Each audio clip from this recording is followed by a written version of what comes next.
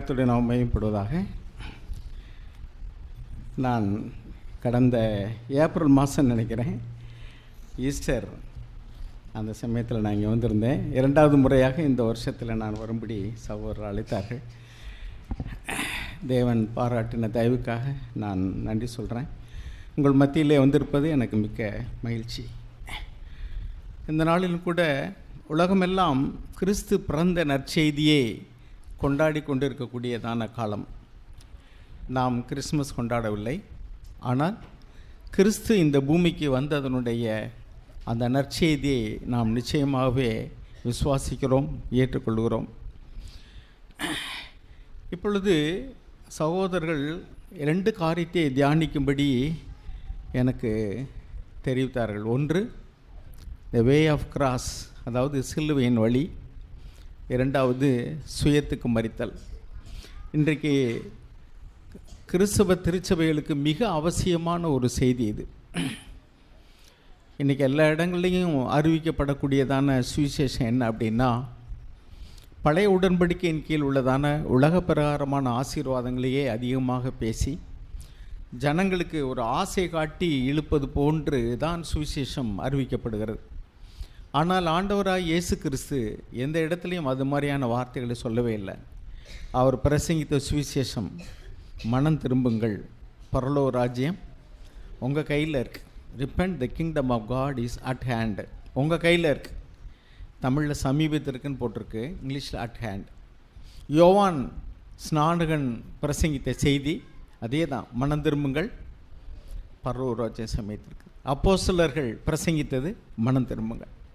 அவர்கள் எல்லாமே பாவத்திலிருந்து மனம் திரும்புவதை குறித்து தான் அவர்கள் பிரசங்கித்தார்கள்.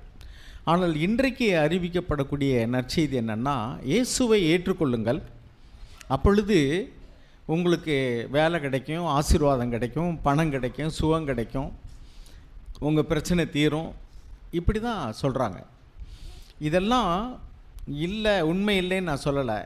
ஆனால் பிரதானமாக நாம் தேடும்படிக்கு தேவன் சொன்னது முதலாவது தேவனுடைய ராஜ்யமும் நீதியும். சரி, இப்பொழுது இந்த சிலுவை சாக் சொல்லுவாங்க, வெளிப்பாடு என்பது என்ன அப்படின்னு சொன்னால், அதாவது வேதத்திலிருந்து ஒரு சத்தியத்தை, புதுசான ஒரு விளக்கத்தை பெறுவதல்ல. நாட் இன்டலெக்சுவல் அண்டர்ஸ்டாண்டிங், அறிவுபூர்வமாக ஒரு காரியத்தை விளங்கிக் கொள்வதல்ல. வெளிப்பாடு என்பது என்னென்னா, நம் வாழ்க்கையை மாற்றக்கூடியது.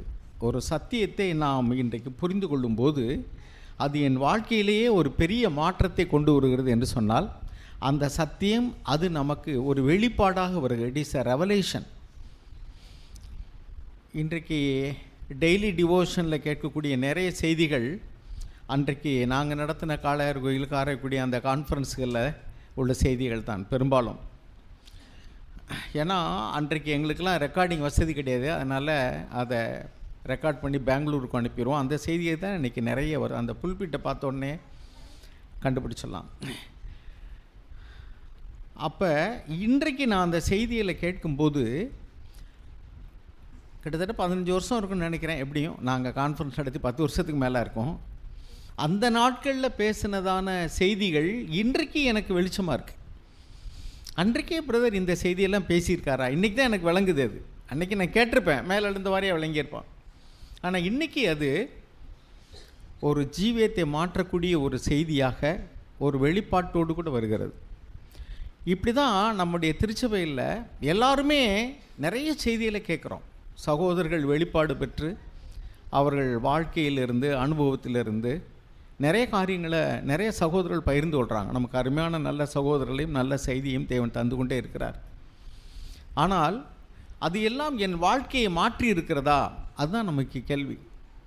இன்றைக்கும் திருச்சபையில் இருக்கக்கூடிய நிறைய பேர் கணவன் மனைவி ஒன்றாக முடியலை, அல்லது சகோதரர்களுக்குள்ள பிணக்குகள், வெளிப்படையாக ஒரே இடத்துல ஒரே வீட்டில் இருந்தால் கூட, ஒரே சபையில் இருந்தால் கூட, தே could not get along with each other, ஒருவரோடு ஒருவர் வந்து ஐக்கியம் கொள்ள முடியலை. அப்படின்னா அதுக்கு என்ன காரணம்? நிறைய சத்தியங்களை நம்ம மூளை அறிவில் விளங்கியிருக்கிறோம், ஆனால் அது என் வாழ்க்கையை மாற்றவில்லை, அல்லது வாழ்க்கையில் மாம்சமாகலை. நாம் ஈஸியாக விசனம் அடைகிறோம், வருத்தம் அடைகிறோம், அல்லது ஐக்கியப்பட முடியல, மன்னிக்க முடியல, நேசிக்க முடியல, ஒருமனப்பட முடியல. காரணம் என்ன அப்படின்னா, நாம் கேட்கிற அந்த சத்தியங்கள் நம் வாழ்க்கையில் ஒரு வெளிப்பாடாக வரவில்லை, அல்லது அதை நான் விளங்கி கீழ்ப்படியவில்லை, அல்லது நான் அதுக்கு விலைக்கரையும் செலுத்த தயாராக இல்லை. நமக்கு தெரியும், ஒரு பொருளை வாங்கணுன்னா அதுக்கு இவ்வளோ காசு செலவழியும் அப்படின்னு தெரியும். ஆனால் அந்த பணத்தை செலவழிக்க நான் தயார் இல்லைன்னா, இன்றைக்கெலாம் நமக்கு தெரியும், தங்கம்னா ஒரு பவுன் 1,00,000 ரூபாய்க்கு மேலே போயிடுச்சு. இல்லை, நான் 1,00,000 செலவழிக்க முடியாது, ஆனால் எனக்கு தங்கம் வேணும்னா உண்மையான தங்கம் நமக்கு கண்டிப்பாக கிடைக்காது. நம்ம அதுக்குரிய விலைக்கரையத்தை செலுத்தினா தான் நமக்கு கிடைக்கும். அதே மாதிரி தான் அருமையானவர்களே, ஆண்டவராக இயேசு கிறிஸ்துனுடைய வார்த்தைகள் நம் வாழ்க்கையில் மாம்சமாகணும்னா அதுக்கு உரிய விலைக்கரையத்தை செலுத்த நாம் ஆயத்தமாக இருக்கணும். அந்த விலைக்கரையம் என்ன?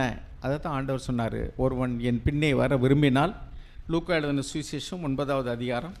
நம்ம எல்லாருக்கும் தெரிந்த வசனங்கள் தான். நம்ம சபையில் உள்ளவங்களுக்கு எந்த வசனமும் தெரியாதுன்னு சொல்ல முடியாது, சத்தியம் எனக்கு விளங்கலைன்னு சொல்ல முடியாது. நமக்கு அதிகம் கொடுக்கப்பட்டிருக்கிறது. தேவன் நிச்சயமாக நம்மிடத்தில் அதிகமாக கேட்பார். 9வது அதிகாரம் 23வது வசனம் வாசிங்க.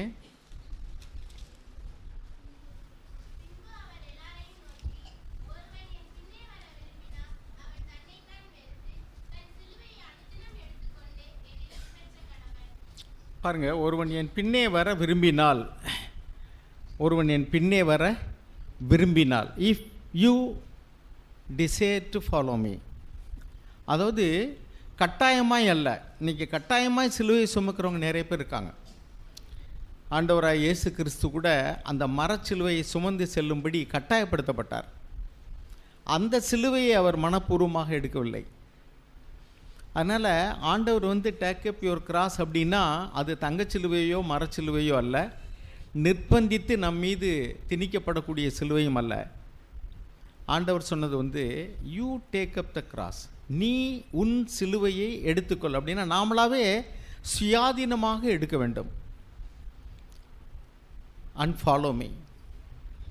உன் சிலுவையை எடுத்துக்கொள், உன் சுயத்தை நீ மறுதளித்து என்னை பின் செல்ல வேண்டும். இந்த 2 டாப்பிக்குமே பிரிக்க முடியாது. தேவன் இணைத்ததை மனிதன் பிரிக்காத கடவன். சத்தியமும் அப்படி தான். கிருபையும் சத்தியமும் ஒன்றை ஒன்று சந்திக்கும், நீதியும் சமாதானமும் ஒன்றை ஒன்று முத்தமிடும். பாருங்க, தேவன் ஆணை பெண்ணை மாத்திரம் இணைத்து வைக்கலை, சத்தியத்தையும் ஜோடி ஜோடியாக வச்சுருக்கார். தேவன் இணைத்தது மனிதன் பிரிக்காதிருக்க கடவன். Take up the cross and follow me. அதாவது சுயத்தை மறுதளித்து என் பின்னே வரணும். அதான். And he was saying to them all, if anyone wishes to come after me, ஒருவன் என் பின்னே வர விரும்பினால், he must deny himself and take up his cross daily and follow me. அப்படின்னா நீ என்னை பின்பற்றணும்னா, அதாவது நீ எனக்கு சீஷனாக இருக்க வேண்டும்னா, சுருக்கமாக சொல்லணும்னா, சிலுவையின் வழி என்பது சீசத்துவத்தின் வழி. இயேசுவுக்கு ஒருவன் சீஷனாக இருக்க வேண்டும் என்று சொன்னால், அவரை பின்பற்ற வேண்டும் என்று சொன்னால் 2 கண்டிஷன். ஒன்று, டினை ஹிம்செல்ஃப், தன்னைத்தான் மறுதளித்து, தன்னைத்தான் வெறுத்து, அல்லது சுயத்துக்கு மரித்து. டேக் அப் இஸ் கிராஸ், அவனுடைய சிலுவை எடுத்துக்கொண்டு. எப்போ எடுத்து? Not at the end of the life, அதாவது கடைசி காலத்தில் எடுக்கக்கூடிய சிலுவை அல்ல, டெய்லி, தினந்தோறும். நேற்று சிலுவை எடுத்துருக்கலாம், இன்றைக்கி சிலுவையை போற்ற முடியும், அல்லது எடுக்க தவறி இருக்க முடியும். அருமையானவர்களே, இந்த சிலுவையின் வழி என்பதை குறித்து நாம் தெரிந்து கொள்ள வேண்டிய என்னென்னா, சுயத்துக்கு மறிக்கிறது என்ன அர்த்தம்? நம்முடைய வாழ்க்கையில் எல்லா காரியத்திலையும் எனக்குள்ள ஒரு விருப்பம் இருக்குது, எனக்குள்ள ஒரு ஆசை இருக்குது, எனக்குள்ள ஒரு இச்சை இருக்குது, எனக்குள்ள ஒரு திட்டம் இருக்குது. இதுதான் self. A life centred around my selfish plans. என்னுடைய சுய திட்டத்தின்படி ஒரு வாழ்க்கை நான் விரும்புகிறது நடக்கணும். இன்றைக்கி நிறைய பேர் எதுக்கு சர்ச்சுக்கு போகிறாங்க, அல்லது சாமின்னு ஆண்டவர் பின்னாடி கோயில்களுக்கு குளத்துக்கும் போயிட்டுருக்காங்க அப்படின்னா, ஒரு வேண்டுதல் செய்து தாங்கள் விரும்பினது நிறைவேற வேண்டும். அதுதான் அவருடைய விருப்பம். எதுக்காக போகிறாங்க? கோயில்களுக்கு நேர்ச்சி வச்சுக்கிட்டுலாம் போவாங்க, பாத யாத்திரை போவாங்க, விரதம் இருந்து போவாங்க. எதுக்கு? அவர்கள் விரும்புவதை அந்த தெய்வம் நிறைவேற்ற வேண்டும் என்பதான் அவங்களுடைய நோக்கம். ஆனால் இந்த சுயத்தை தான் சிலுவையில் அறைய வேண்டும் சொல்கிறார். அப்போ ஆண்டவர் காட்டுற வழி என்னென்னா, நீ விரும்புகிறதே அல்ல, நான் விரும்புகிறதே நீ செய்யணும். அப்போ நான் விரும்புகிறது அது நீ மரணத்துக்கு ஒப்பு கொடுக்கணும். இதுதான் அங்கே சிலுவை எடுக்கிறேன்னு என்ன, நம்ம ஒவ்வொருவருக்கும் ஒரு விருப்பம் இருக்குது. ஏதாவது ஒரு காரியம்னா அதில் நான் இப்படி தான் செய்யணும். தேவன் என்ன சொல்கிறாருன்னு, put yourself to death, உன்னுடைய சுயத்தை நீ மரணத்துக்கு ஒப்பு கொடு. இப்போ இதைத்தான் நம்ம தியானிக்க நினைக்கிறேன். பாருங்கள், இப்போ இந்த சிலுவை அப்படின்னு சொல்லும்போது நல்லா சிந்திக்க வேண்டிய என்னென்னா, நோ அதான் சிலுவை. கிராஸ்ன்னு சொல்கிறோம்ல, வாத்தியாரெல்லாம் பேப்பர் திருத்தும் போது கிராஸ் போடுவாங்கள்ல, அடித்து வச்சிடுறது. அப்போ நம்முடைய விருப்பத்துக்கு நோ, தேவனுடைய விருப்பத்துக்கு எஸ். ஆண்டவர் சொன்னார், யோவான் எழுதின சுவிசேஷம் 14ஆம் அதிகாரம் 6வது வசனத்தில், நானே வழி, நானே சத்தியம், நானே ஜீவன். ஓகே, இப்போ நானே வழி. அப்போ ஒருவன் என் பின்னே வர விரும்பினால்னா நான் தான் வழி, என் பின்னே நீ வா, நான் போகிற வழியிலேயே பின்னாடி வா. அப்போ இயேசு இந்த பூமியில் எப்படி வாழ்ந்தார்? இப்போ ஒரு பாட்டு படிச்சிங்க, அழகான பாட்டு. சிலுவை என்ன வசம்? இடுக்கமான வாசல் வழியே வருந்தி நுழைய முற்படுவோம். அந்த இடுக்கமான வாசல் என்ன? அதுதான் ஜீவனுக்கு போகிற வாசல், பரலோகத்துக்கு போகிற வாசல். ஆண்டவராய் இயேசு கிறிஸ்து அந்த வழியில் போய் பரலோகத்துக்கு போயிட்டார். இப்போ அவர் பரலோகத்தில் பிதாவாகிய தேவனுடைய வலது பார்சத்தில் அமர்ந்திருக்கிறார். கொலோசியருக்கு எழுதின நிருபம் 3ஆம் அதிகாரம் 1 வசனத்தில் வாசிக்கிறோம், பிதாவாய் தேவனுடைய வலது பார்சத்தில் அவர் இருக்கிறார். அப்போ அங்கே பரலோகத்துக்கு அவர் போன வழி என்ன அப்படின்னா சிலுவையின் வழி. அதான் சொன்னார், நானே வழி, நீ அங்கே வரணும்னா வழி என்னது? நான் தான் வழி. அவர் போன வழி என்ன? அவர் இந்த பூமியில் அவருக்கு சகல அதிகாரம் கொடுக்கப்பட்டிருந்தது. மத்தேயு 11:27 வாசிங்க, அதில் பின்பகுதியை வாசிப்போம்.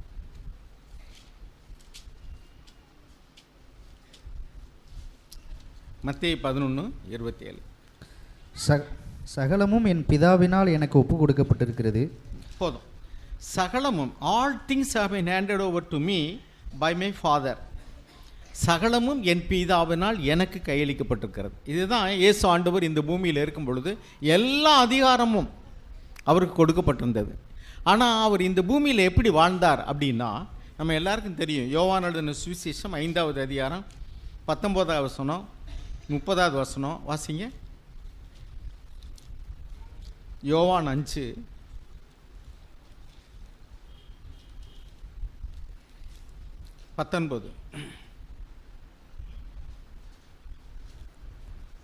அப்பொழுது இயேசு அவர்களை நோக்கி, மெய்யாகவே மெய்யாகவே நான் உங்களுக்கு சொல்லுகிறேன், பிதாவானவர் செய்ய குமாரன் காண்கிறது எதுவோ அதையே அன்றி வேறொன்றையும் தாமாய் செய்ய மாட்டார். முதல் வசனத்தையும் இந்த வசனத்தையும் சேர்ந்து வாசிங்க.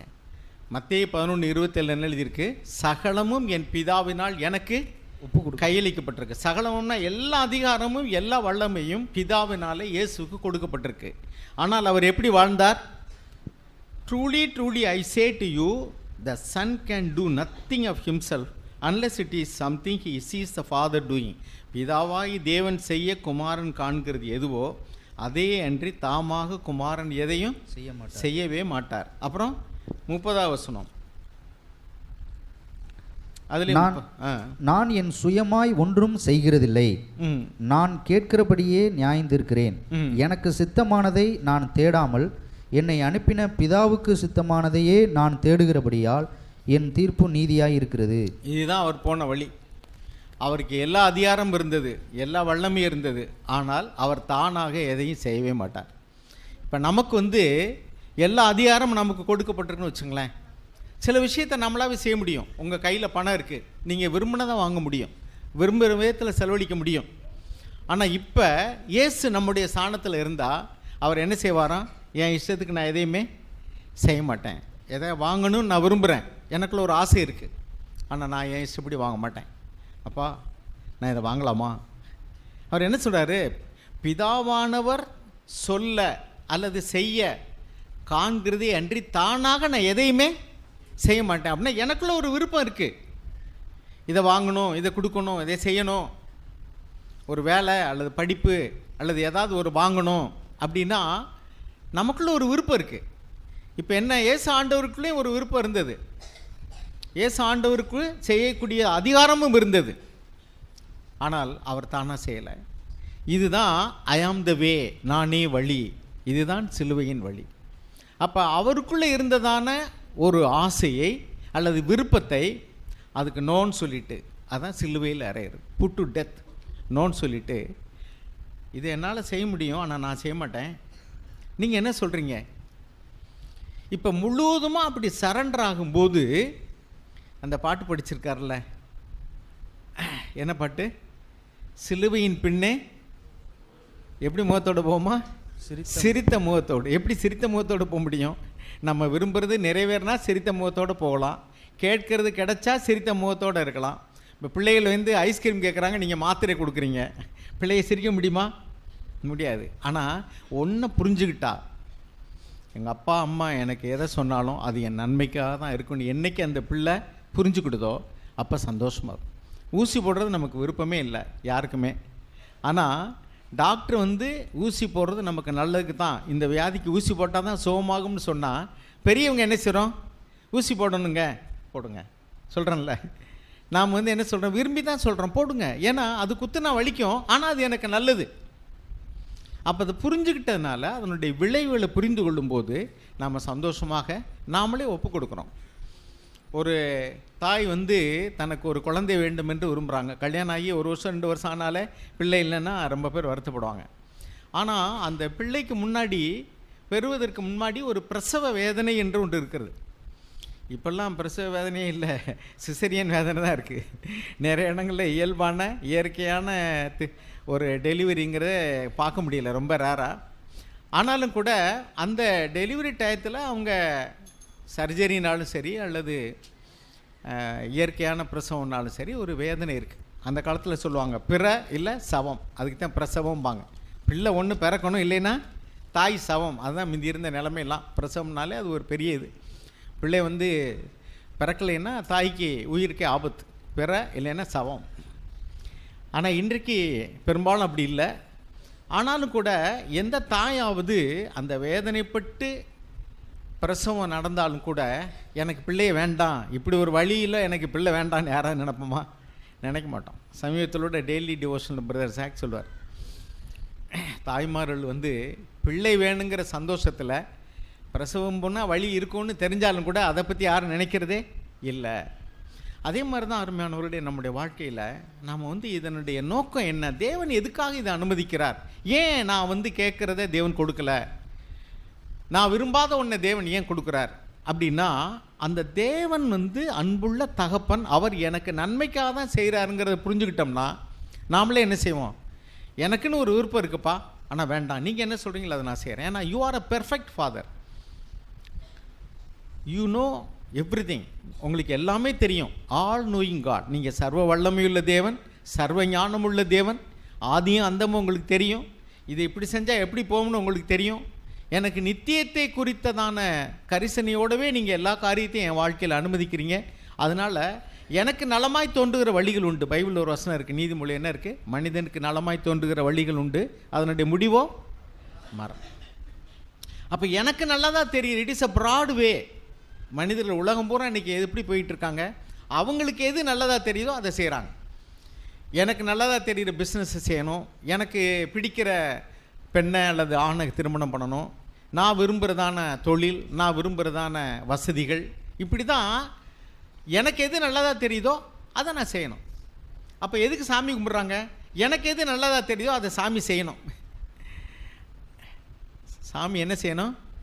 நான் எதை விரும்புகிறேனோ அதை எனக்கு கொடுக்கணும். அப்போ உனக்கு கோயில் கட்டுறேன், கும்பாபிஷேகம் வைக்கிறேன், அல்லது வேறு என்னென்ன செய்யணுமோ செய்கிறேன், காணிக்கை செலுத்துகிறேன், மொட்டை போடுறேன், இப்படிலாம் நேர்ச்சி வச்சுக்கிறாங்களே எதுக்கு? அவங்க விரும்புகிறதா அந்த தெய்வம் செய்யணுங்கிறது தான். யோசிச்சு பாருங்கள் நல்லா. அவர்கள் விரும்புவதை அந்த தெய்வம் என்று அவர்கள் வழிபடக்கூடியதான அந்த தெய்வம் அவர்களுக்கு அதை செய்ய வேண்டும். ஆனால் தேவன் நமக்கு என்ன சொல்கிறாரு? நீ அப்படி செய்யாத, நீங்கள் தான் எல்லாம் தெரிந்த தெய்வம், எனக்கு எது நல்லதுன்னு உங்களுக்கு தெரியும், அதனால் நீங்கள் என்ன சொல்கிறீங்களோ அதை நான் செய்கிறேன்.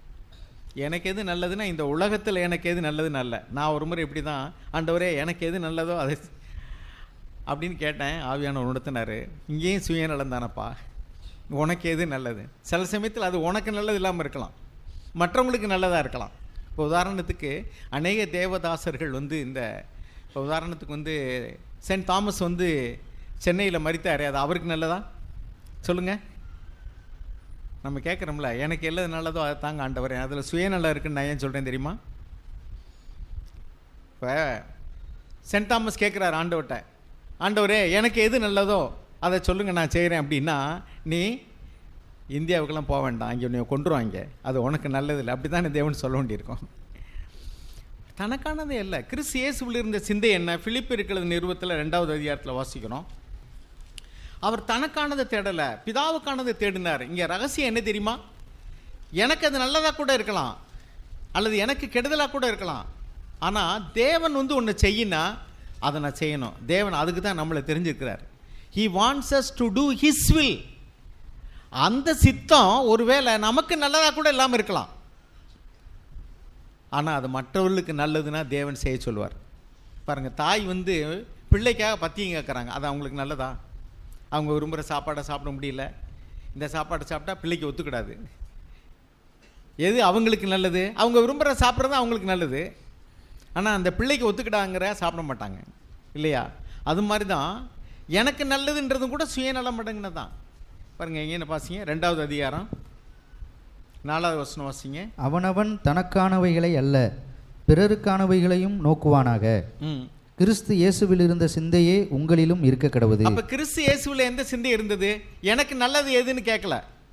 நம்ம சொன்னோம், எனக்கு எது நல்லதுன்னு உங்களுக்கு தான் தெரியும் ஆண்டவரே, அதனால சொல்லுங்கன்னு கேட்டால் அதுலேயும் சுயநலம் அடங்கியிருக்கு. ஆனால் கிறிஸ்து இயேசுவில் அந்த சிந்தை இல்லை. எனக்கு நல்லது இல்லை, நீங்கள் என்ன சொல்கிறீங்களோ அதை செய்கிறேன்னா தேவன் என்ன சொன்னார்? பிறருக்கு நல்லது. பிரதர் சாக் சொல்லுவார், ஆண்டவரே நான் ஏன் சிலுவையில் மரிக்கணும்? ஏசு ஆண்டவர் இப்படி கேட்குறாருன்னு வச்சுங்க பிதாவுக்கிட்ட, நான் ஏன் சிலுவையில் மரிக்கணும்? நான் என்ன பாவம் செஞ்சேன்? நீ ஒரு பாவம் செய்யலை, நீங்கள் நேராக பரலோகத்துக்கு வந்துடலாம். ஆனால் பிரதர் சாக் சொல்லுவார், உங்கள் பேரை அந்த இடத்துல போட்டுக்குங்க, நான் என் பேரை போட்டுக்கிறேன். என் பேரை போட்டால் பரிசுத்த நரகத்துக்கு போயிடுவான். ஓகேயா? அப்படின்னா நீ வா. இயேசுக்கு நல்லதில்லை, சிலுவையில் மரிக்கிறது அவருக்கு நல்லதில்லை, ஆனால் எனக்கு நல்லதுக்காக அவர் மரித்தார். அதனால தான் இயேசுவனுடைய பிறப்பை நம்ம நற்செய்திங்கிறோம். அவர் மரித்தது தனக்காக அல்ல, நமக்காக. அவர் மரிக்க வேண்டிய அவசியமே இல்லை. மரித்தது அவருக்கு நல்லதான்னு கேட்டால் இல்லை. அப்போ ஏன் அவர் அதை செய்தாருன்னா, பிதாவின் சித்தம் செய்ததே அவருக்கு போஜனமாக இருந்தது. இந்த பூமியில் முழுவதுமாக அவரை சரண்டர் பண்ணிட்டாரு. பிதா என்ன சொன்னாரோ அதை நான் செய்வேன், அதுதான் அவருக்கு சந்தோஷம்.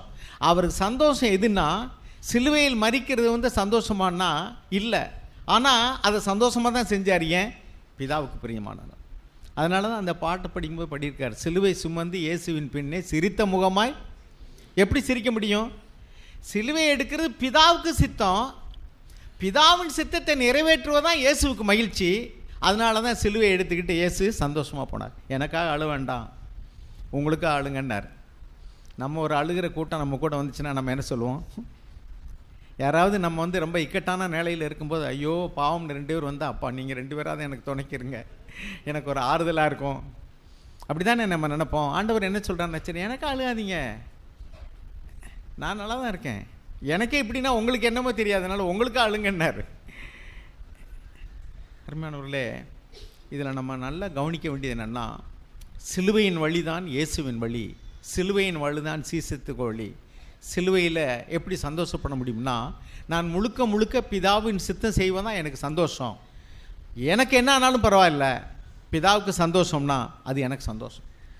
அப்போ நம்முடைய வாழ்க்கையில் நம்ம ஜபம் கூட அநேக நேரங்களில், எனக்கு எது நல்லதுன்னு எனக்கு தெரியாத ஆண்டவரே, எனக்கு நலமானதை கொடுங்கன்னு கேட்குறதுன்னு கூட சுயநலமடங்கிய ஜபந்தான். ஏன்னா பிதாவாகிய தேவன் சில நேரங்களில் உனக்கானதை நீ தேடாத, பிறனுக்கானதை தேடு. நம்ம அநேக நேரம் பெற்றோர்கள் வந்து பிள்ளைகளுக்கு நன்மைக்காக எத்தனை பெற்றோர்கள் வந்து தங்கள் வாயை கட்டி வயிற்ற கட்டிம்பாங்க. அப்படின்னா என்ன அர்த்தம்? அவர்கள் நல்ல ட்ரெஸ் கொடுத்த மாட்டாங்க, நல்ல சாப்பாடு சாப்பிட மாட்டாங்க, அவங்க பண்டிகை கொண்டாட மாட்டாங்க. பணத்தை சேர்த்து சேர்த்து வச்சு தன்னுடைய பிள்ளைகளுடைய எதிர்காலத்திற்காக, அவங்களுக்கு ஒரு நல்ல படிப்பு படிக்க வைக்கணுமே, அவங்களுக்கு ஒரு நல்ல வாழ்க்கையை அமைச்சு கொடுக்கணுமே, அப்படிங்கிறதுக்காக அவர்கள் வந்து அனுபவிக்கக்கூடியதான இயல்பான நன்மைகளை கூட அவர்கள் அனுபவிப்பதில்லை. நான் பார்த்துருக்கேன், சிலர் வீடுகளில் போய் பாத்திரம் தேய்ச்சி பிள்ளைகளை படிக்க வைப்பாங்க. அந்த பிள்ளைகளை வந்து எனக்கு செல்ஃபோன் வாங்கி கொடு, எனக்கு அதை வாங்கி கொடு, பெரிய பந்தா பண்ணிட்டாலைங்க. ஆனால் அந்த தாய் வந்து, எங்கள் வீட்டிலலாம் எங்கள் சிஸ்டருக்கு உதவி செய்ய ஒரு சிஸ்டர் வருவாங்க, வேறு ஒரு சர்ச்சுக்கு போகிறவங்க. 1 மணிக்கு வருவாங்க. என்னப்பா சாப்பிட்டியா, நீ ஒய்ஃப் கேட்டாங்கன்னா, சரி இல்லைம்மா நீ காலையிலே அந்த வீட்டுக்கு போக வேண்டியிருந்துச்சு, இந்த வீட்டுக்கு போக வேண்டியிருந்துச்சுனாங்க. அதனால் நான் வந்து அங்கே போயிட்டு வந்துடணும்னு நினச்சேன். நேரம் ஆச்சு, ஒரு வேலையை முடிச்சுட்டு போனேன், சாப்பிடல. நிறைய நாள் வந்து காலையில் சாப்பிடலம்பாங்க, மத்தியானம் சாப்பிடலம்பாங்க. எங்களுக்கு கஷ்டமாக இருக்கும் கேட்க. அவன் கணவர் கை விட்டுட்டு போயிட்டார். அந்த அம்மாவுக்கு 2 பிள்ளைங்க. அவங்க அப்படி இங்கே வேலை அங்கே வேலை, 4 வீடு 5 வீட்டில் போய் வேலை செய்கிறாங்க, பாத்திரங்கள் கழுவுறாங்க, வீடு துடைக்கிறாங்க, பல வேலைகளை செய்கிறாங்க. அந்த பிள்ளைகள் வந்து ஸ்கூலில் படிச்சுட்ருக்காங்க. அந்த ஒரு பிள்ளை வந்து நீட் தேர்வுக்கு படிக்க வேணும்னுச்சா, அந்த பையன் பொண்ணு போய் கடனை வாங்கி பணம் கட்டிட்டு வந்திருக்காங்க. அவங்க வேறு சர்ச்சுக்கு போகிறவங்க, நானே மனைவி பேசிக்கிறோம். பாவம், நல்லா இன்டெலிஜென்ட்டாக படிக்க வேண்டிய படிக்கிற பிள்ளைனாக்க பணம் கட்டலாம், தப்பு கிடையாது. ஆனால் அந்த பிள்ளைகள் வந்து அது வந்து டாக்டர் மாதிரி கோட்டு போடணுமா, ஸ்டெத்தாஸ்கோப் போடணும் என் பிள்ளை ஆசைப்படுதுன்னு அவங்க சந்தோஷமாக சொல்லிகிட்டு இருக்காங்க. எனக்கு கஷ்டமாக இருந்துச்சு கேட்கும்போது. அவங்களுக்கெல்லாம் வந்து புத்தி சொல்ல ஆள் இல்லை, பாவம். அந்த பிள்ளைகள் வந்து நல்லா படிக்கக்கூடிய பிள்ளைன்னு சொன்னால் நல்லது தான்.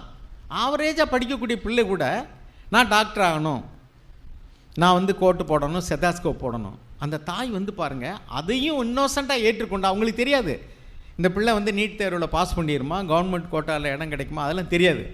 அந்த அம்மா போய் பணம் கட்டி கொண்டு போய் கோச்சிங்க்கு பணம் கட்டுறாங்க. சாப்பிடலை, காலையில் சாப்பிடல, மத்தியானம் சாப்பிடல. அப்போ நான் எதுக்கு சொல்ல வரேன்னா, அந்த தாய் தனக்கானதை தேடலை, தன் பிள்ளையினுடைய நன்மைக்காக தன்னுடைய சாப்பாட்டு கூட தியாகம் பண்ணி, அந்த பிள்ளைகளுக்கு அது புரியலை. இப்படி தான் அருமையானவர்களே, ஆண்டவராக இயேசு நமக்காகத்தான் பாடுபட்டார். எப்படி அது நற்செய்தி? நமக்காக தன் ஜீவனை விட்டார். இப்போ நாமளும் ஆண்டவர் சொல்கிறார், நானே வழிங்கிறார். என் வழியில் வாங்க. அது என்ன? உனக்கானதை தேடாத, பிறனுக்கானதை தேட. சுவிசேஷம் அறிவிக்கிறதுக்காக நாடு விட்டு நாடு வந்தவர்கள். அன்னை தெரசா வந்தாங்களே, எங்கள் ஊர் பக்கத்தில் ஓரியூர் அருளானந்தர்னு வந்தார். ஆர்சிக்காரங்க நிறைய பேருக்கு தெரியும். சென்ட் தாமஸ், தோமா, அவங்களாம் இங்கே வந்து பலியானாங்களே, எதுக்காக? அவங்க நன்மைக்காகவா? அவங்களாம் இயேசுவின் வழியில் வந்தாங்க. இயேசு தனக்கானதை தேடலை, பிறருக்கானதையே தேடினார். அப்போ இதுதான் இயேசுவின் வழி. இப்போ பாருங்கள், இந்த சிலுவை எடுத்துக்கொண்டு இயேசுவை பின் செல்றதில்ல. சில பாயிண்ட்ஸில் நான் சொல்ல விரும்புகிறேன் பாருங்கள். இந்த சிலுவையில் என்னென்னலாம் சிலுவையில் அறையணும் அப்படிங்கிறதுக்கு கலாத்தியர் 5:24 வாசிங்க. கலாத்தியர் 5:24 நமக்கு தெரிஞ்ச வசனம் தான். சிலுவையை பற்றிய உபதேசம் கெட்டு போகிறவர்களுக்கு பைத்தியமாய் தோன்றுகிறது, ரட்சிக்கப்படுகிற நமக்கும் அது தேவ பலன். 1 கொரிந்தியர் 1:18 வாசிங்கன்னா இருக்கும். நாம் வந்து இப்போ சிலுவையை பற்றி தியானிக்கிறோம். எல்லாரும் இன்றைக்கி கிறிஸ்துவனுடைய பிறப்பை கொண்டாடி மகிழ்ச்சியோடு இருக்கக்கூடிய இந்த நாளில் அவங்க என்ன செய்கிறாங்க? பெரும்பகுதி நல்ல சாப்பாடு, புத்து ஆடைகள், வெடி, சினிமா அல்லது கேலி ஆட்டங்கள். ஏன்னா அவங்க வந்து சந்தோஷமாக கொண்டாடுறோம் இயேசு பிறப்பு. இயேசு எதுக்காக பிறந்தார்? பாவிகளை ரட்சிப்பதற்காக பிறந்தார். ஆனால் இயேசுனுடைய பிறப்பை கொண்டாடுறோம்னா அன்றைக்கி தான் புது புது பாவம்லாம் செய்கிறாங்க. குடிக்கிறவர்கள் குடிகாரர் கிளப்பில் போய் சேர்ஸ், இயேசு பிறந்தார், சந்தோஷமாக கொண்டாடும். இதுக்கு இயேசு வந்தார்? இல்லை. ஆக இயேசு பிறந்ததனுடைய அர்த்தத்தை நாம் புரிந்து கொள்ள வேண்டும் என்றால் அவர் சிலுவையிலே மரித்த மரணத்தின் நோக்கத்தை புரிந்து கொள்ளணும். அவர் தனக்காக மரிக்கலை, அவர் தனக்காக வாழலை. அவருக்குள்ளேயும் ஒரு சொந்த விருப்பம் இருந்தது. யாரும் வந்து பிதாவோடு கூடியதான அந்த உறவில் அவருக்கு ஒரு பிரிவினை வந்தது. அதனால் என் தேவனே ஏன் என்னை கைவிட்டீர்? நரகம்ங்கிறதுக்கு என்ன அர்த்தம் அப்படின்னா, a place completely forsaken by God. தேவனால் கைவிடப்பட்டவர்கள் இருக்கக்கூடிய இடத்துக்கு பேர் தான் நரகம். இயேசு பாவத்தின் தண்டனையை சிலுவையிலே அவர் அனுபவித்தார். பாவத்தின் சம்பளம் என்ன? மரணம். பாவத்தின் தண்டனை என்ன? பாவத்தின் தண்டனை சொல்லுங்க, நரகம். பாவத்தின் சம்பளம் மரணம். அப்படின்னா பாவம் செய்கிற ஆத்மா சாகும். உலகத்தில் சரீர மரணம் வந்தது கூட அதனுடைய விளைவு தான், ஆனால் தாமதமாக வந்தது. ஆத்ம மரணம் உடனே நடந்துருச்சு. தேவனை விட்டு பிரிகிறது தான் மரணம்ங்கிறது. ஒரு மரத்தை கிளையை வெட்டுறோம்னா அது பட்டு போயிடுது. என்ன நடக்குது அப்படின்னாக்கும் அந்த மரத்தோடு உள்ளதான இணைப்பு துண்டிக்கப்படுகிறது. அதே மாதிரி மரணம் என்பது உயிர் உடலை விட்டு பிரியும் போது, உயிர் உடலை விட்டு பிரிந்தால் உடல் யூஸ்லெஸ் ஆகிடும். உயிரோடு இருக்கும்போது கூட உடல் நோய்வாய்ப்பட்டால் உயிரும் யூஸ்லெஸ், உயிர் இருந்தாலும் அது யூஸ்லெஸ். அதே மாதிரி தான் தேவனுக்கும் நமக்கு உள்ளதான தொடர்பு துண்டிக்கப்படும் போது தான் ஆவிக்குரிய மரணம் நேரிடுகிறது. நம்ம வாடி வதங்கி மரித்து போயிடுவோம். அதே மாதிரி பாவம் செஞ்ச உடனே தேவனுக்கு நமக்கு ஒரு உறவில் ஒரு துண்டிப்பு வந்துடுது, உடனே ஆவிக்குரிய மரணம் வந்து விடுகிறது. அதே மாதிரி தான் தேவனோடு கூட இனி இணைக்கப்படவே முடியாது அப்படின்னு கம்ப்ளீட்லி ஃபர்சேக்கன் அப்படின்னு சொன்னால் அதுதான் நரகம். சாக் நமக்கு அப்படி தான் சொல்லி கொடுத்துருக்காங்க. அங்கே புழு சாவதில்லை, அக்கினி அவிவதில்லை. புழு சாகாத அக்கினி எப்படி இருக்கும் நமக்கு தெரியாது. இங்கே உள்ள நம்ம பார்க்குற அக்கினியெல்லாம் எவ்வளோ ஆட்டை தூக்கி போட்டால் கூட செத்து போயிடும், பஸ்பமாயிரும். பிணத்தையே நெருப்பு வச்சு தான் எரித்து கொள்கிறாங்க. புழு சாகாமல் என்ன செய்யும்? ஆனால் அங்கே சொல்கிற அக்கினி என்னன்னு நமக்கு தெரியாது. ஆனால் உண்மை என்னன்னாக்கும் நரகம் என்பது கம்ப்ளீட்டாக கைவிடப்பட்ட இடம். ஆண்டவராக இயேசு கிறிஸ்து அந்த நரகத்தை சிலுவையிலே அவர் அனுபவித்தார் 3.5 hours. அது என்னது? என் தேவனே என் தேவனே ஏன் என்னை கைவிட்டு. அதுதான் நம்முடைய பாவத்தின் தண்டனையை அவர் அனுபவித்த நேரம். அந்த மரணம் எந்த மரணம்னா சிலுவையில் சரீர பிரகாரமாக அவருக்கு நேர்ந்த மரணம் அல்ல, தேவனுடைய உறவிலிருந்து துண்டிக்கப்பட்டதான ஆவிக்குரிய மரணம். சரி, இப்போ இங்கே என்ன வாசிக்கிறோம்? 5:24 கிறிஸ்துக்குரியவர்கள், கிறிஸ்துவினுடையவர்கள் தங்கள் மாம்சத்தையும் அதன் ஆசை இச்சைகளையும் சிலுவையில் அறைந்திருக்கிறார்கள். அப்போ சிலுவையில் அறையிறது, சிலுவையின் வழி என்னன்னா, கிறிஸ்துக்குரியவர்களாக நாம் இருந்தால் கிறிஸ்து எப்படி அவருடைய சித்தத்தை நோ அப்படின்னு சொல்லிட்டு பிதாவனுடைய சித்தம் செய்தாரோ, அவர் எப்படி ஜெபம் பண்ணார் கெத்செமனியில் போய், பிதாவே உமக்கு சித்தமானால் இந்த பாத்திரம் என்னை விட்டு ஆகல கடவுது, ஆயினும் என் சித்தத்தின்படி அல்ல உம் சித்தத்தின்படி ஆக கடவுது. அவருடைய சித்தம் என்ன? அப்போ பாத்திரம் அகலணும். அதாவது உமக்கும் எனக்கும் உள்ளதான உறவில் ஒரு சின்ன கொஞ்ச நேரம் இடைவெளி கூட என்னால் சகிக்க முடியாது, அந்த பாத்திரம் எனக்கு வேண்டாம் அப்படிங்கிறாரு. ஆனால் பிதாவை தேவன் என்ன சொல்கிறாரு? ஒரு சகரியா பொண்ணு அடிக்கடி சொல்கிறதில்ல, சரிப்பா நீ அந்த பாத்திரத்தெலாம் பருக வேண்டாம், நீங்கள் ஒரு பாவமும் செய்யவே இல்லை, you can come up to me directly, எனக்கிட்ட நேரடியாக வந்துடலாம், but this people will go to hell, இவங்க எல்லாம் நரகத்துக்கு போவாங்க. ஓகேயான்னு கேட்டால் ஆண்டவர் இல்லை இல்லை வேண்டாம், எனக்கு அது நல்லது இல்லை தான், ஆனால் அவங்களுக்கு எது நல்லதோ அதுக்காக என்னையே ஒப்பு கொடுக்குறேன். இதுதான் சிலுவை. அப்போ ஆண்டவராக இயேசு கிறிஸ்து என்ன சொல்கிறாருன்னா, கிறிஸ்துக்குரியவர்களாக நீங்கள் இருந்தால் உங்களுடைய ஆசைகளையும் உங்களுடைய இச்சைகளையும் நீங்கள் சிலுவையில் அறைய வேண்டும். அப்படின்னா you must say no, yes to God, no to lust. எனக்குள்ள பார்க்க வேண்டும் என்ற ஒரு இச்சை இருக்கிறது, அதுக்கு நீ நோ சொல்லணும். தேவன் எதை பார்க்கணுங்கிறாரோ அதை தான் பார்க்கணும், எதை பார்க்கக்கூடாதுங்கிறாரோ அதை நீ பார்க்கக்கூடாது. தேவன் எதை கேட்கணுங்கிறாரோ அதை கேட்கணும், எதை கேட்கக்கூடாதுங்கிறாரோ அதை கேட்கக்கூடாது. எதை பேசணுங்கிறாரோ அதை தான் நீ பேசணும், எதை பேசக்கூடாதுங்கிறாரோ அதை நீ பேசக்கூடாது. அப்போ எனக்கு இதெல்லாம் தெரியலையே, தேவன் என்ன சொல்கிறாரு எனக்கு புரியலையே, நான் நேருக்கு நேரம் என் காதுனால கேட்க முடியுதா? அந்த தேவனே நான் இப்போ என்ன பேசணும்னு சொல்லுங்கள், ரைட்டுப்பா அப்படின்னு உடனே தோண்டி நமக்கு சொல்லிடுவாரா? இல்லையே. அப்போ வி ஸ்ட்ரகிள் தேர். நமக்கு தேவ சித்தத்தை கண்டுபிடிக்க முடியல. ஆண்டவராக இயேசு கிறிஸ்து கூட அவர் போய் 3 தடவை ஜெபம் பண்ணுறாரு. அவருக்கு வானத்திலேருந்து சத்தம் வந்துச்சா? இதுதான்ப்பா என் சித்தம் போய் மறிச்சிருன்னு சொன்னாரா? இல்லையே. சாக் சொல்லுவாங்க, அதுக்கு பதில் வரலன்னு என்ன அர்த்தம்? இன்டைரக்டாக பதில் வந்துருச்சு, அது என்ன? நோ. நோங்கிற பதில் வந்துருச்சு, அவ்வளோதான். பவுல் சொல்கிறாரு, நான் 3 முறை போய் ஜெபம் பண்ணேன், என் மாம்சத்தில் ஒரு முள் கொடுக்கப்பட்டிருக்கு, அது என்னை விட்டு நீங்கன்னு சொல்லிட்டு நான் 3 தடவை ஜெபம் பண்ணேன். 3 தடவை என்ன பதில் நேரம் வந்ததா? அது நீங்களே அப்படின்னு என்ன அர்த்தம்? பதில் என்ன? நோ. அப்போ அநேக நேரங்களில் பார்த்திங்கன்னா நம்முடைய வாழ்க்கையில் நம்முடைய ஆசையை, நம்முடைய இச்சையை நாம் சிலுவையில் நாம் மரிப்பதற்கு ஒப்பு கொடுக்க வேண்டும். அதுதான் taking up the cross and following me. அப்போ நம்முடைய கிறிஸ்துக்குரியவர்களாக இருந்தால் நம்முடைய மாம்சத்தில் எழும்பக்கூடியதான இச்சைகளை, உன்னை வாங்கணும், உன்னை பார்க்கணும், உன்னை சாப்பிடணும், உன்னை அனுபவிக்கணும், இவரோட பழகணும், பேசணும், அங்கே போகணும், இப்படி ஒவ்வொருவருக்குள்ளேயும் ஒவ்வொரு நிமிஷமும் ஒவ்வொரு விதமான எண்ணங்கள். சின்ன பிள்ளைகள்னா செல்ஃபோனை பார்க்குறதுல கூட ஒரு ஆசை, வாலிப பிள்ளைகள்னா பிடுங்க முடியாது. அப்படிலாம் இப்போ அதுக்கு ஒரு பெரிய ஆடிக்ட் ஆகிட்டாங்க. இன்றைக்கி யூத் மீட்டிங்கில் வந்து செல்ஃபோனை யூஸ் பண்ணக்கூடாதுன்னு ஒரு சில யோசிக்கிறாங்க. யூத் மீட்டிங்கை போகாமல் இருந்துட்டா ஏன்? அந்த ஆசையை, இச்சையை சிலுவையில் அறைவதற்கு அவங்க தயாராக இல்லை. 3 மணி நேரம் சிலுவையில் இயேசு பிதாவினுடைய உறவிலிருந்து துண்டிக்கப்படுவதை அவர் விரும்பலை. 3 மணி நேரம் செல்ஃபோனை விட்டு துண்டிக்கப்படுறது கூட, அல்லது 3 நாள் துண்டிக்கப்படுறது கூட இன்றைக்கி வாலிபர்கள் விரும்பலை. அது அவர்களுக்கு பெரிய போராட்டமாக இருக்குது. இங்கே தான் நீங்கள் சிலுவையில் அறையணும். பிதாவாகி தேவனை அடைய அல்லது பரலோகத்தை அடைய வழி எது தான்? சிலுவையின் வழி. ஒரே வழி தான், நானே வழின்னாரு. அந்த வழி அவர் சென்ற வழி. அது என்ன வழி?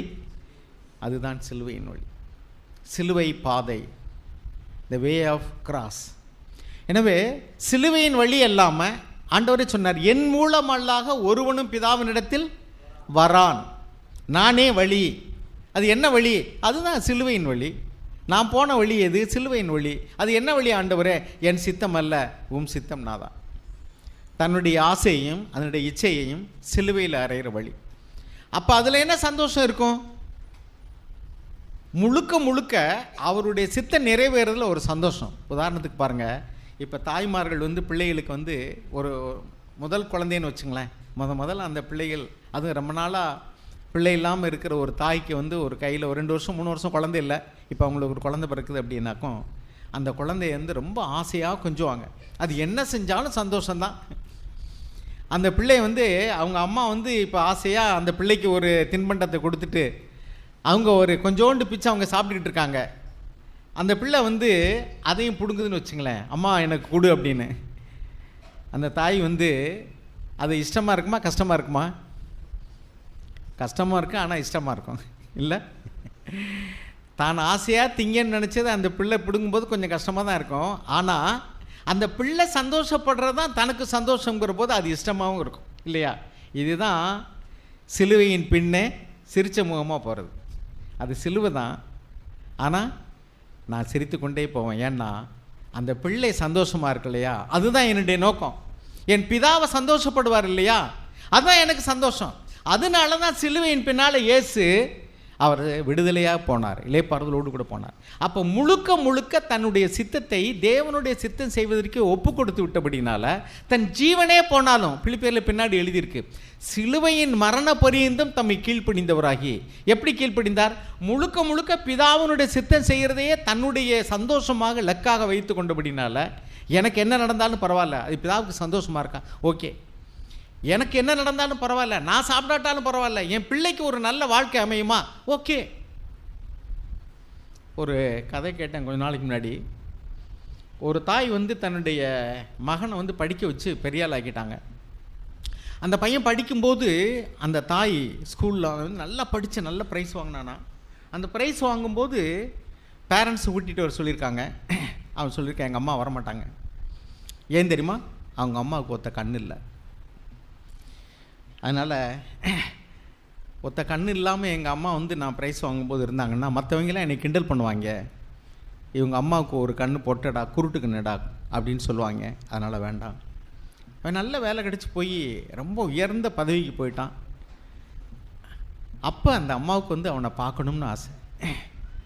ஆனால் அவனுக்கு விருப்பம் இல்லை. ஏன் தெரியுமா? அவன் இப்போ ரொம்ப உயர்ந்த பதவியில் இருக்கிறான். பல பேர் வந்து அவனை ரொம்ப மதிப்போட மரியாதையோடு கௌரவமாக பார்க்கக்கூடிய இடம். தன் தாய் வந்து ஒத்த கண் இல்லாமல் வந்து நிற்கிறத அவன் விரும்பலை. ஒரு ஸ்டேஜுக்கு போயிடுச்சு, அவங்களுக்கு ரொம்ப வயசாயிடுச்சு. எப்பாவது ஒரு தடவை என் மகனை பார்த்துடக்கூடாதா அப்படின்னு நினைக்கிறாங்க. அவன் வெளிநாட்டில் போய் நல்ல உயர் வேலையிலேருந்து ரொம்ப சம்பாதிக்கிறான். எப்பா அவனை நான் ஒரு தடவையாவது பார்த்துடணும் அப்படின்னு சொல்லிட்டு ஆசைப்பட்டு அவன் யோசிக்கிறான். ஆனால் வாய்ப்பு கிடைக்கல. ஒரு தடவை அவனை எப்படியாவது பார்த்துடணும்னு சொல்லிட்டு அவர் இருந்த ஊருக்கு போயிட்டான். உங்களை யார் இங்கே வர சொன்னா?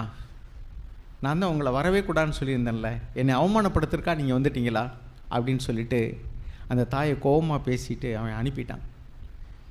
அந்த தாய் வந்துட்டு ஒரே ஒரு செய்தி அனுப்புனாலாம், தம்பி நீ என்னை பார்க்காம வருத்தமாக அனுப்பிட்டா பரவாயில்ல, அதனால் ஒன்றும் இல்லை, ஆனாலும் பரவாயில்ல, நான் சந்தோஷமாக தான் இருக்கிறேன், நீ நல்லா இருக்கிறீல, அது எனக்கு போதும்ப்பா. ஆனால் ஒரே ஒரு ரகசியத்தை மட்டும் நான் சொல்ல விரும்புகிறேன். எனக்கு ஒரு கண் இல்லைன்னு மட்டும் எனக்கு உனக்கு தெரியும், ஆனால் அந்த கண் ஏன் இல்லைன்னு உனக்கு தெரியாது, அதை மட்டும் நான் சொல்லிடுறேன்.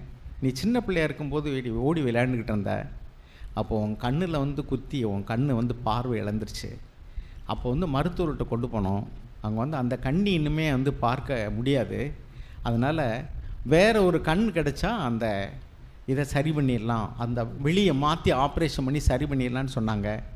அப்போ என்னுடைய கண்ணை கொடுத்துதாப்பா நான் உனக்கு சரி பண்ணேன், அதனால தான் என் கண் வந்து பார்வை இழந்துருச்சு, அதை மட்டும் நீ தெரிஞ்சுக்க போதும். மற்றபடி நான் எதுக்காக என் கண்ணை கொடுத்தனோ அது உன் வாழ்க்கையில் சந்தோஷமாக இருக்கணும், நீ சந்தோஷமாக இருக்கிற எனக்கு போதும். நான் அவன் அழுது வந்து, அம்மா என்னை மன்னிச்சிருங்க. அந்த தாய் அந்த கண்ணை கொடுக்கலைன்னா இப்போ அவன் பொட்ட கண்ணனாக இருப்பான். அந்த தாய் அந்த கண்ணை கொடுத்ததுனால தான் இன்றைக்கி அவன் 2 கண்ணோடு இருக்கிறான். ஆனால் ஒத்தை கண்ணோடு இருக்கக்கூடிய அந்த தாயை நான் பார்க்க மாட்டேங்கிறான். நீ வந்தால் எனக்கு அவமானங்கிறான். இன்றைக்கி அநேகம் பேருக்கு வந்து சிலுவை ஓர் அவமான சின்னம். ஆனால் கிறிஸ்து இயேசுக்குள்ளே இருக்கிற நமக்கோ சிலுவை ஓர் வெற்றி சின்னம். பைபிள் என்ன வாசிக்கிறோம்? அவர் சிலுவையிலே வெற்றி சிறந்தார். இப்போ தாயினுடைய தாகத்தை புரிந்து கொள்ளாதவர்களுக்கு வந்து புரிந்து கொள்ளாத மகனுக்கு வந்து தாய் வந்து ஒரு பொட்டக்கண்ணனா தெரியுது.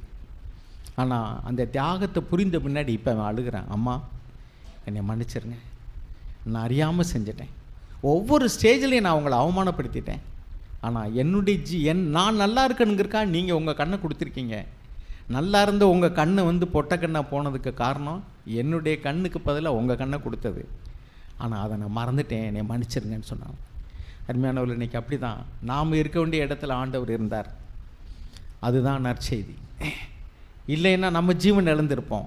ஆனால் இன்றைக்கி சிலுவை என்பது அநேகம் பேருக்கு ஒரு தோல்வியின் சின்னமாக தெரிகிறது. அதனால தான் எழுதியிருக்கு, சிலுவையை பற்றிய உபதேசம் கெட்டு போகிறவர்களுக்கு பைத்தியமாய் தோன்றுகிறது, ஆனால் ரட்சிக்கப்படுகிற நமக்கும் அது தேவ பலனாக இருக்கிறது. நாம் இச்சையின்படி நடந்தால், நாம் நினைக்கிறதெல்லாம் செஞ்சோம்னு சொன்னால் நாம் ஜீவனை அடைய முடியாது. அதனால தான் ஆண்டவர் சொன்னார், தன் ஜீவனை காக்க விரும்புகிறவன் அதை இழந்து போவான், என் நிமித்தம் அதை இழந்து போகிறவன் அதை காத்துக்கொள்வான்.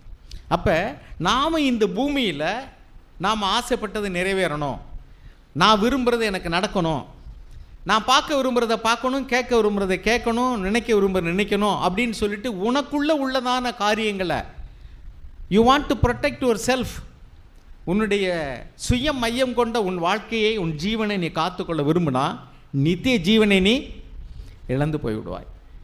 ஆனால் என் நிமித்தம் உன் சரீரத்துக்கோ அல்லது உன் ஆத்துமாவுக்கோ ஏற்படக்கூடியதான எதிர்மறையான காரியங்களை எல்லாம் நீ தாங்கி கொண்டால், பொறுத்து கொண்டால், அல்லது சிலுவையிலே நீ அறைந்தால் அந்த நித்திய ஜீவனை நீ காத்துக்கொள்வாய்.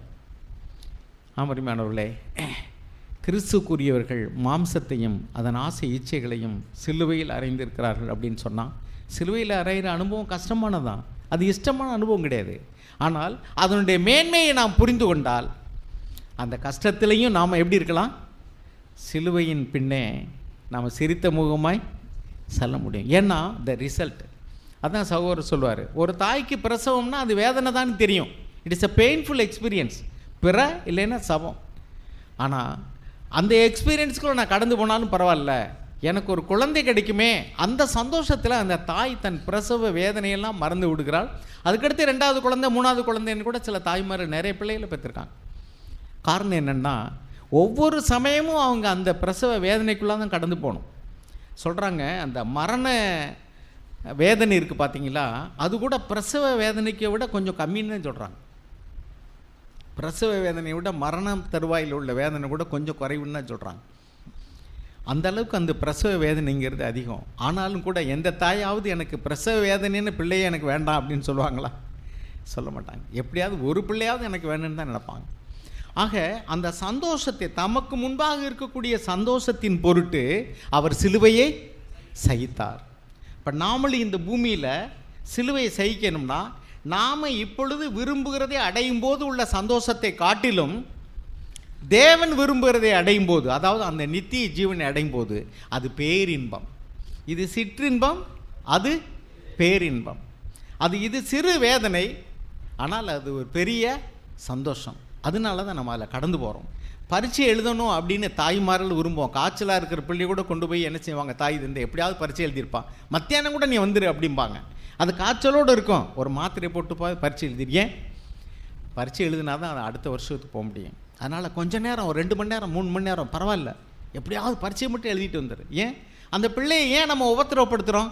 அதனுடைய நன்மைக்காக தான். அதே மாதிரி தான் ஆண்டவர் நம்முடைய வாழ்க்கையில் அனுமதிக்கக்கூடியதெல்லாம் நமக்கு தீமையை போல தெரிகிறது. பிள்ளையை காலையில் எழும்பி நீ படி அப்படின்னு சொன்னால் பிள்ளைக்கு கஷ்டமாக தெரியுது. ஆனால் அந்த பரீட்சையில் நல்ல மதிப்பெண் எடுத்துச்சுன்னா வெரி குட், இப்போ அம்மா நான் இவ்வளோ வாங்கிட்டேன்னு வரும் சந்தோஷமா. இதுக்கு தப்பா அன்றைக்கி நான் உன்னை கஷ்டப்படுத்தினேன், காலையில் எந்திரிச்சு படிக்க சொன்னேன். ஆமருமையானவர்களே, தேவன் நம்மை கடந்து வரும்படி அனுமதிக்கிற பாதை அது கஷ்டமானதாக இருக்கலாம், நமக்கு இஷ்டம் இல்லாமல் இருக்கலாம், அது இன்றைக்கி சிலுவையை போல் இருக்கலாம், அது பெயின்ஃபுல்லாக இருக்கலாம், அது நமக்கு துன்பத்தை தரக்கூடிய இருக்கலாம், நஷ்டத்தையும் கஷ்டத்தையும் நிந்தையையும் அவமானம் கொண்டு வரலாம். ஆனால் அதுதான் பரலோகத்துக்கு போகிறதான வழி, அதுதான் சீசத்துவ வழி. எனவே கிறிஸ்துக்குரியவர்களாக நாம் நம்முடைய சொந்த ஆசையையும் இச்சையையும் சிலுவையில் அறைய கற்றுக்கொண்டால்தான் நாம் கிறிஸ்தவர்களாக வாழ முடியும். சீஷர்களுக்கு தான் கிறிஸ்தவர்கள் என்று பேர் வழங்கிட்டு அப்போஸ்தலர் 11:26 வாசிக்கிறோம். இப்போ நாம் கிறிஸ்தவர்கள்னு கிறிஸ்மஸ் கொண்டாடினா தான் இன்றைக்கி கிறிஸ்தவர்கள், கிறிஸ்தவ பேர் வச்சா தான் கிறிஸ்தவர்கள், ஸ்டார் தொங்குனா தான் கிறிஸ்தவர்கள். அப்புறம் இந்த குல்லாவை போட்டுட்டு சாண்டா கிளாஸ்ன்னு சொல்கிறாங்களே, இன்றைக்கி கிறிஸ்மஸ்னால எல்லோரும் வெளியில் உள்ளவங்களுக்கு என்னன்னாக்கா அந்த தொப்பி வச்சுக்கிட்டு சிவப்பு ட்ரெஸ்ஸை போட்டுக்கிட்டு ஒரு கிறிஸ்மஸ் தாத்தா, அப்புறம் கிறிஸ்மஸ் ட்ரீ, இந்த ஸ்டாரு, இதான் தெரியுது. கிறிஸ்து எதுக்காக பிறந்தார்? நம்மெல்லாம் ரட்சிக்கிறதுக்காக. அது நடந்திருக்கா? ரட்சிக்கப்படாதவங்களாம் கிறிஸ்மஸ் கொண்டாடுறாங்க. நீங்கள் புற மதத்தவருடைய கடைகளுக்கு போங்க அல்லது ஹாஸ்பிட்டல் போங்க, அங்கே கூட ஒரு குடில் சோடிச்சு வச்சுருக்காங்க, ஒரு கிறிஸ்மஸ் ட்ரீ வச்சுருக்காங்க, ஒரு கிறிஸ்மஸ் வாழ்த்துன்னு போடுறாங்க. ஜவுளி கடைக்காரன் கிறிஸ்தவர்கள்னால் என்னென்னே தெரியாதவங்களாம் பெரிய டிஜிட்டல் போர்டெல்லாம் வச்சு விளம்பரம் பண்ணுவான், கிறிஸ்மஸ் வாழ்த்து. எதுக்கு?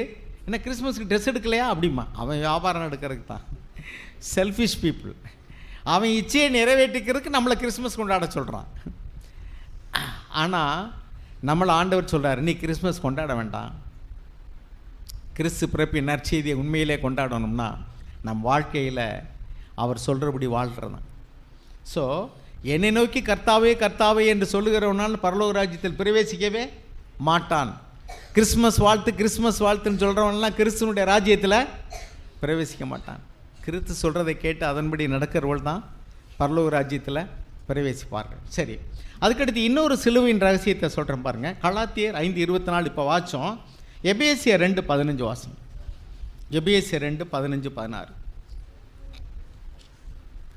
சட்ட திட்டங்களாகிய நியாயப்பிரமாணத்தை தம்முடைய மாம்சத்தினாலே ஒழித்து இரு திறத்தாரையும் தமக்குள்ளாக ஒரே புதிய மனுஷனாக சிருஷ்டித்து இப்படி சமாதானம் பண்ணி பகையை சிலுவையினால் கொன்று அதனாலே இரு திறத்தாரையும் ஒரே சரீரமாக தேவனுக்கு ஒப்புரவாக்கினார். போதும். யூதர்களும் இருந்தார்கள், யூதர்கள் அல்லாதவர்களும் இருந்தார்கள். யூதர்கள் நியாயப்பிரமாணத்தை பெற்று தேவனுக்கு உகந்த ஜனங்களாக கருதப்பட்டார்கள். யூதர் அல்லாதவர்கள் நியாயப்பிரமாணம் அவர்களுக்கு கொடுக்கப்படவும் இல்லை.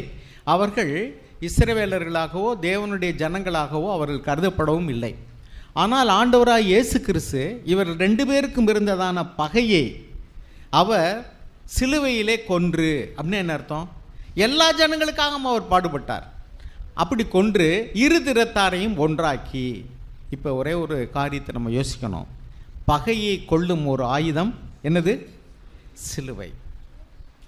இரு திறத்தாரையும் ஒன்றாக்குவதற்கு அவர் பகையை சிலுவையிலே கொன்று அப்படின்னு வாசிக்கிறோம். இப்போ நம்ம பாருங்கள், ஒரு வீட்டில் மாமியார் மருமகள் அல்லது அப்பா அம்மா, பெற்றோர்கள் பிள்ளைகள், கணவன் மனைவி, சபையில் சகோதரர்கள் சகோதரிகள், நம் இருதயத்தில் ஒரு விதமான பகை உணர்வுகள் இருக்க முடியும். அந்த பகை எப்படிலாம் வரும் அப்படின்னாக்கும், அது நாகரீகத்தின் அடிப்படையில் வரலாம், அல்லது நம்முடைய வாழ்க்கை தரத்தினுடைய வித்தியாசத்தில் வரலாம், அல்லது அவர்கள் பழக்க வழக்கங்களில் அவர்களுடைய பழக்க வழக்கம் நல்லா இல்லை அப்படின்னா நமக்குள்ள அவங்களோட இணங்கி போக முடியாத சூழ்நிலைகள் வரலாம். ஆக பகை உணர்வுங்கிறது ஒரே வீட்டில் கூட கணவன் மனைவிக்கு இல்லை. ஏன்னா உங்களுடைய விருப்பம் ஒன்றா இருக்குது, அவருடைய விருப்பம் ஒன்றா இருக்குது, 2 பேரும் இணங்கி போக முடியலை. அப்போ நமக்குள்ளே ஒரு பகை உணர்வு, ஒரு ஹேட்ரட், அன்புக்கு பதிலாக ஒரு வெறுப்பு, ஒளிக்கு பதிலாக ஒரு இருள், ஒரு பகை உணர்வு அப்படியே நம்முடைய மாம்சத்தில் எழும்புது. Demand is the father of complaints வாங்க. அதாவது நீங்கள் ஒருத்தர்கிட்ட எதிர்பார்க்குறீங்க, உங்கள் வீட்டுக்கு ஒருத்தர் வந்தால் என்ன செய்யணும்? நீங்கள் ஒரு வீட்டுக்கு போகிறீங்க, அவங்க உங்களை வரவேற்கணும், கைகூப்பி வாங்கன்னு சொல்லணும், சந்தோஷமாக ஏதாவது சாப்பிட்றீங்களான்னு கேட்கணும். இப்படிலாம் நம்ம எதிர்பார்க்குறோம். நீங்கள் உடல்நிலை சரியில்லாமல் இருக்கிறீங்க, உங்களை வந்து விசாரிக்கணும், ஃபோன்லேயாவது விசாரிக்கணும், எப்படி இருக்குன்னு கேட்கணும் அப்படின்னு நினைக்கிறோம். ஆனால் நீங்கள் உடல்நிலை சரியில்லாமல் படுத்திருக்கீங்க, உங்களை யாரும் விசாரிக்கலை. உங்களுடைய இருதயத்தில் நான் என்னெல்லாம் செஞ்சேன் இந்த மனுஷனுக்கு, ஒரு வார்த்தை கூட கேட்க மாட்டேன்ட்டார் இல்லையா? ஒரு வார்த்தை கூட கேட்கலையே. பெற்றோர்கள் மேலே பிள்ளைகளுக்கு கம்ப்ளைண்ட் இருக்கும், பிள்ளைகள் மேலே பெற்றோர்கள் கம்ப்ளைண்ட் இருக்கும், ஒரே வீட்டில் உள்ளவங்களுக்குள்ள கணவன் மனைவிக்கல நான் என்னென்னலாம் இந்த மனுஷுக்கு சந்தேன், நான் படுத்து கிடக்கிறேன் என்னன்னு கூட கேட்கல இந்த ஆள் இல்லையா? ஒவ்வொருவருடைய இருதயத்துலேயும் ஒரு எதிர்பார்ப்புகள் இருக்குது. பிரதர்ஸ் சிஸ்டர்ஸ் அப்படி தான். நம்ம ஒன்று எதிர்பார்க்குறோம், நமக்கு கனத்தை எதிர்பார்க்குறோம், பணத்தை எதிர்பார்க்குறோம், உதவியை எதிர்பார்க்குறோம், அன்பான ஒரு விசாரணையை எதிர்பார்க்குறோம், நம்மளை வந்து மற்றவர்கள் உபசரிக்கணும்னு எதிர்பார்க்குறோம், விசாரிக்கணும்னு எதிர்பார்க்குறோம். ஒவ்வொருடைய இருதயத்திலையும் பல எதிர்பார்ப்புகள் இருக்குது. அது நடக்காத பொழுது நம்முடைய இருதயத்தில் அப்படியே ஒரு பகை உணர்வுகள் உண்டு. அந்த பகை வந்து ஒரு நடுச்சுவர் போல் எழும்பி பாருங்கள். இப்போ அந்த பக்கம் இந்த பக்கம் நடுவில் ஒரு காம்பவுண்ட் எடுத்தோடனே இனிமேல் நம்ம அங்கிட்டு பார்க்க மாட்டோம், அவங்க இங்கிட்டு வர மாட்டோம். அது காம்பவுண்ட் இல்லைன்னா அவங்க இங்கிட்டு வருவாங்க, நம்ம அங்கிட்டு போவோம். ஒரு உறவு இருக்கும். சுவர் எழும்பினோடனே அவங்க யாரோ நம்ம யாரோ, நம்ம ஹோட்டல் நம்ம வேலையை பார்ப்போம். இப்படி தான் அந்த பகை என்பது ஒரு சுவர் போல் எழும்பின உடனே அன்பான சகோதரர்களாக இருந்தவங்க ஒருத்தர் பார்க்குறதில்ல. நீ போகிற இடத்துக்கு நான் வரமாட்டேன், நீ போகிற சர்ச்சுக்கு நான் வரமாட்டேன், உனக்கு எனக்கு சம்மந்தம் இல்லை. அது அண்ணன் தம்பியாக இருக்கும், அக்கா தங்கச்சியாக இருக்கும், பெற்றோர்கள் பிள்ளைகளாக இருக்கும், அல்லது சபையில் உள்ள சகோதரர்கள் சகோதரிகளாக இருக்கும். அவங்களுடைய கருத்துக்களில் வேற்றுமை வரும் பொழுது அது கொஞ்சம் கொஞ்சமாக அப்படியே வளருது. அந்த பகை வளர்ந்து எப்படி ஒரு செடி மரமாகுதோ அதே மாதிரிக்க அது நாளுக்கு நாள் கொஞ்சம் நாள் ஆக ஆக ஆக வந்து இருதயம் கடினமாகிடுது. மன்னிக்க முடியலை, மன்னிப்பு கேட்க முடியலை, ஒப்புரவாக முடியலை. அந்த பகையை வந்து ரெண்டு பேரையும் பிரிச்சிருது. ஆண்டவர் என்ன செய்கிறாராம், அந்த பகையை சிலுவையிலே கொன்று. அப்போ இயேசு போன வழியில் நம்ம போனால் தான் நமக்குள்ளே ஐக்கியம் இருக்கும். If you live in the presence of God as he's has lived. இயேசு எப்படி தேவனுடைய பிரசன்னத்தில் வாழ்ந்தாரோ அதே போல் நாமும் தேவனுடைய ஒளியில் நடந்தால் ஒருவரோடொருவர் ஐக்கியப்பட்டிருப்போம். அந்த ஒளி என்ன? நானே உலகின் ஒளியினார் ஆண்டவர். நானே வழி, நானே ஒளி. அப்போ இயேசு நமக்கு எப்படி வழியாக இருக்கிறார், எப்படி ஒளியாக இருக்கிறார்னா, அவர் சிலுவையிலே பகையை கொன்றார். யூதாஸ் காரியத்து கூடவே இருந்து குழி பறிப்பாங்கல்ல, ஒரு இது சொல்லுவாங்க, உடனிருந்தே கொள்ளும் வியாதின்னு. அது மாதிரி கூடவே இருந்து குழி பறிக்கிறம்பாங்கல்ல, அதே மாதிரிக்க கூடவே இருந்துக்கிட்டு 12 பேரில் ஒரு ஆளாக இருந்துக்கிட்டு போய் நான் அவரை காட்டி கொடுக்குறேன் என்ன தரீங்கன்னு கேட்குறாரு. அங்கேயே அப்படி பேசிட்டு இங்கே வந்து அவர் கூடவே இருக்கிறார். அவருடைய பர்ஸு அவர் தான் வச்சுருக்காரு. பணப்பையில் விழுகக்கூடிய காணிக்கையெல்லாம் சுமக்கிறவரும் அவர் தான், கூடவே இருக்கிறார். ஆண்டவராக இயேசு கிறிஸ்துக்கு அது தெரியும். நமக்கெல்லாம் தெரிஞ்சோம்னா சரி துரோகி வெளியே போடான்றோம். நான்லாம் யோசிக்கிறேன், சர்ச்சில் இப்போ ஒரு காணிக்கை பண பொறுப்பை ஒருத்தர் கொடுத்துருக்கோம், அவர் ஒழுங்காக கையாளன்னு என்ன செய்வோம்? அட்லீஸ்ட் வந்து நீ அந்த வேலையை பார்க்க வேண்டாம்னாலும் சொல்லுவோம்ல. ஏசு ஆண்டவர் சொல்லவே இல்லை. அவர் பார்க்குறாரு. யோவான் எழுதின சுவிசேஷம் 12ஆம் அதிகாரத்தில் பார்க்குறோம். அவர் பணப்பையில் விழுகிறதே, பணப்பையை சுமக்கிறவனாவும் அதில் விழுகிறத அவர் களவாடுறவனாகவும் இருந்திருக்கிறாரு. He was a thief. ஆனால் இயேசு ஆண்டவர் வந்து அவர் தெரிஞ்சே வச்சுருக்கார். அவர் யோவான் 6:64-70 வாசிக்கிறோம். அவர் வந்து ஆதி முதற்கொண்டு அவர் விசுவாசிக்கலைன்னு எழுதியிருக்கு. ஆதி முதற்கொண்டு விசுவாசியாக நின்னார் என்று அவர் அறிவார். வசனம் உங்களுக்கு தெரியும்ல, அதனால் நம்ம அதை வாசிக்க வேண்டியதில்லைன்னு நினைக்கிறேன். யோவான் 6:64-70 பாருங்கள். அப்போ இயேசு ஆண்டவர் வந்து அதெல்லாம் தெரிந்துமே அவரை வைத்திருக்கிறார். அவரை நண்பனேங்கிறாரு. முத்தமிட்டோ மணுமகனை காட்டி கொடுக்க வாய்ந்தாய்ங்கிறார். நண்பனே எப்படியெல்லாம் நம்மளால் சொல்ல முடியுமா? ஒருவேளை உள்ளத்துக்குள்ளே அப்படியே வெறுப்பை வச்சுக்கிட்டு வேணால் வெளியில் சொல்லுவோம். ஆனால் ஆண்டவர் அப்படி சொல்லவே இல்லை. அந்த யோவான் எழுதின சுவிசேஷம் 13ஆம் அதிகாரத்தில் முதல்ல வாசிங்க. அவர் முடிவு பரியந்தம் அன்பு கூர்ந்தார்னு எழுதியிருக்கு.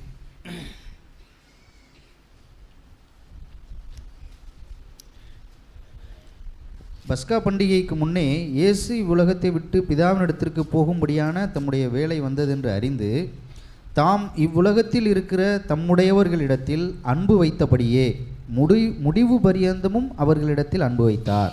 பார்த்தீங்களா? இதுக்கு பின்னாடி தான் எழுதியிருக்கு பாருங்க. 2வது வசனம் வாசிங்க. சீமோனின் குமாரனாகிய யூதாஸ் காரியோத்து அவரை காட்டி கொடுக்கும்படி பிசாசானவன் அவன் இருதயத்தை தூண்டின பின்பு அவர்கள் போஜனம் பண்ணி கொண்டிருக்கையில் 3வது வசனம், தம்முடைய கையில் பிதா எல்லாவற்றையும் ஒப்பு கொடுத்தார் என்பதையும் தாம் தேவனிடத்திலிருந்து வந்ததையும் தேவனிடத்திற்கு போகிறதையும் இயேசு அறிந்து போஜனத்தை விட்டு எழுந்து வஸ்திரங்களை கழற்றி வைத்து ஒரு சீலையை எடுத்து அறையிலே கட்டிக்கொண்டு பின்பு பாத்திரத்தில் தண்ணீர் வார்த்து சீசருடைய கால்களை கழுவவும் தாம் கட்டி கொண்டிருந்த சீலையினால் துடைக்கவும் தொடங்கினார். போதும். இந்த சம்பவத்தை கற்பனை பண்ணி பாருங்க. முதல்ல என்ன எழுதியிருக்கு? முடிவு பரியந்தம் அன்பு கூர்ந்தார். 2வது உடனே என்ன எழுதியிருக்கு? யூதாஸ் காரியத்தை குறித்து எழுதியிருக்கு. 3வது என்ன எழுதியிருக்கு? அவர் எல்லாரையும் பந்தி இருக்கும்போது அவரும் உட்கார்ந்துருக்கிறாரு. காட்டி கொடுக்கறதுக்கு அட்வான்ஸ் வாங்கினவரும் உட்காந்துருக்காரு. நீங்கள் மத்தேயு 26 படித்து பார்த்தீங்கன்னா தெரியும். அவர் போய் அவர் அவங்ககிட்ட பேசி என்ன தருவீங்க காட்டி கொடுக்குறேன்னு சொன்னதெல்லாம் எழுதியிருக்கு. அதுக்கடுத்து அந்த சம்பவம். இப்போ அதுக்கடுத்து என்ன எழுதியிருக்குன்னா, அவர் உடுத்தி இருந்த வஸ்திரத்தை கலட்டிட்டு இடுப்பில் ஒரு துண்டை கட்டிக்கிட்டு, இப்போ ஜஸ்ட் கற்பனை பண்ணி பாருங்கள். இயேசு ஆண்டவர் குரு என்றும் போதகரும் அப்படியா அழைக்கப்பட்ட எல்லாராலும் மதிக்கப்பட்ட நபர் இப்பொழுது சட்டை ட்ரெஸ் எல்லாம் கழட்டிட்டு இடுப்பில் ஒரு துண்டை கட்டிக்கிட்டு, ஒரு சேலை அப்படின்னா அந்த காலத்துலலாம் இப்போ மாதிரி வசதியெல்லாம் ட்ரெஸ்கள் கிடையாது. ஒரு துணி, ஒரு பிளாங்கெட் மாதிரின்னு வச்சுங்களேன், ஒரு துண்டு அதை கட்டிட்டு எல்லாருடைய காலையும் கழுவுறார். அப்போ தாவீது ராஜா தன்னுடைய மனைவிக்கு முன்பாக ஆடி அந்த உடன்படிக்கை பெட்டி வரும்போது ஆடும் பொழுது அவர் சவுல்டைய குமாரத்தியாகிய அவருடைய மனைவி சொல்கிறாரு, இன்றைக்கி ராஜா இஸ்ரவேல் ஜனங்களுக்கு பெண்களுக்கு முன்பாக என்னமா மகிமைப்பட்டார் அப்படின்னு சொல்லிட்டு அப்படி கிண்டலாக சொல்கிறான். ஏன் நீ ஒரு ராஜாவாக இருந்துக்கிட்டு எல்லா பெண்களுக்கு முன்பாக இப்படி போய் நீ வஸ்திரத்தை தூக்கி போட்டு ஆடிட்டு வரையே, உனக்கு கொஞ்சமாவது வெக்கமாக இல்லையா? இன்றைக்கெல்லாம் பார்த்தீங்கன்னா சில இடங்களில் டெட் பாடியை தூக்கிட்டு போகும்போது தண்ணி போட்டு ஒரு சில முன்னாடி ஆடிட்டு போவாங்கல்ல. தாவீது ராஜா அப்படி தான் ஆடிட்டு போகிறார். அப்போ பெண்கள்லாம் பார்க்குறாங்க, ஏன் நீ ஒரு ராஜா இப்படிலாம் பெண்களுக்கு முன்னாடி இப்படி ஆடிட்டு போகிறேன், உனக்கு வெக்கமா இல்லையான்னு. ஜஸ்ட் இமேஜின் பண்ணு.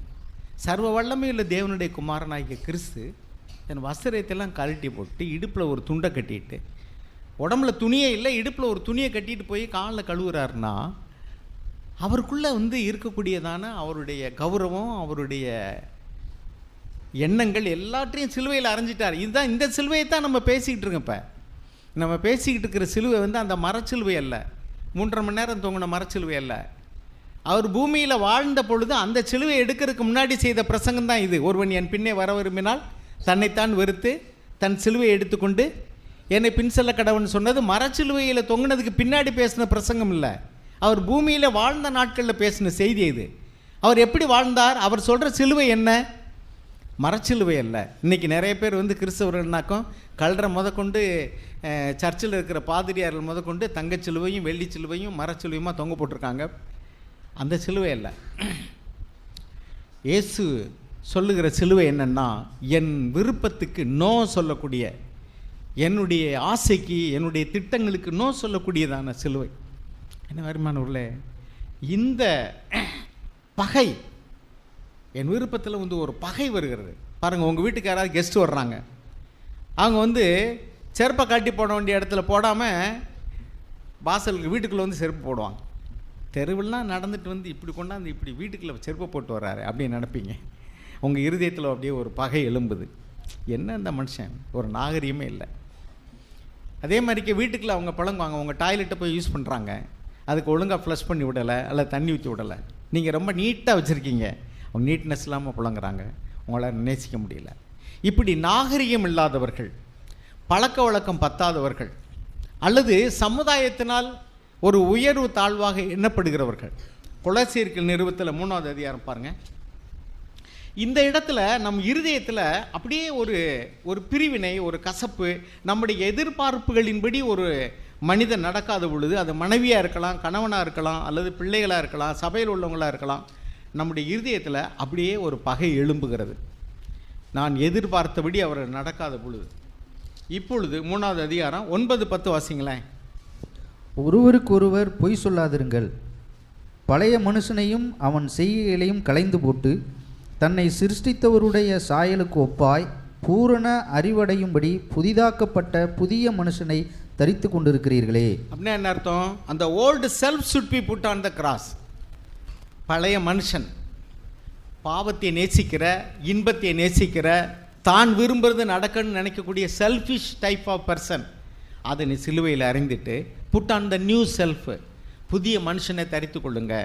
பழைய மனுஷன் பாவ சந்தோஷத்தை அனுபவிக்க விரும்புகிறவன், ஆசையும் இச்சையும் நிறைவேற வேண்டும் என்று நினைக்கிறவன், தான் ஒரு தன்னுடைய சொந்த மதிப்பை மரியாதையை தேடுகிறவன். புட் ஆன் த கிராஸ், அதை சிலுவையில் வச்சிரு. புதிய மனுஷனை நீ தரித்துக்கொள்.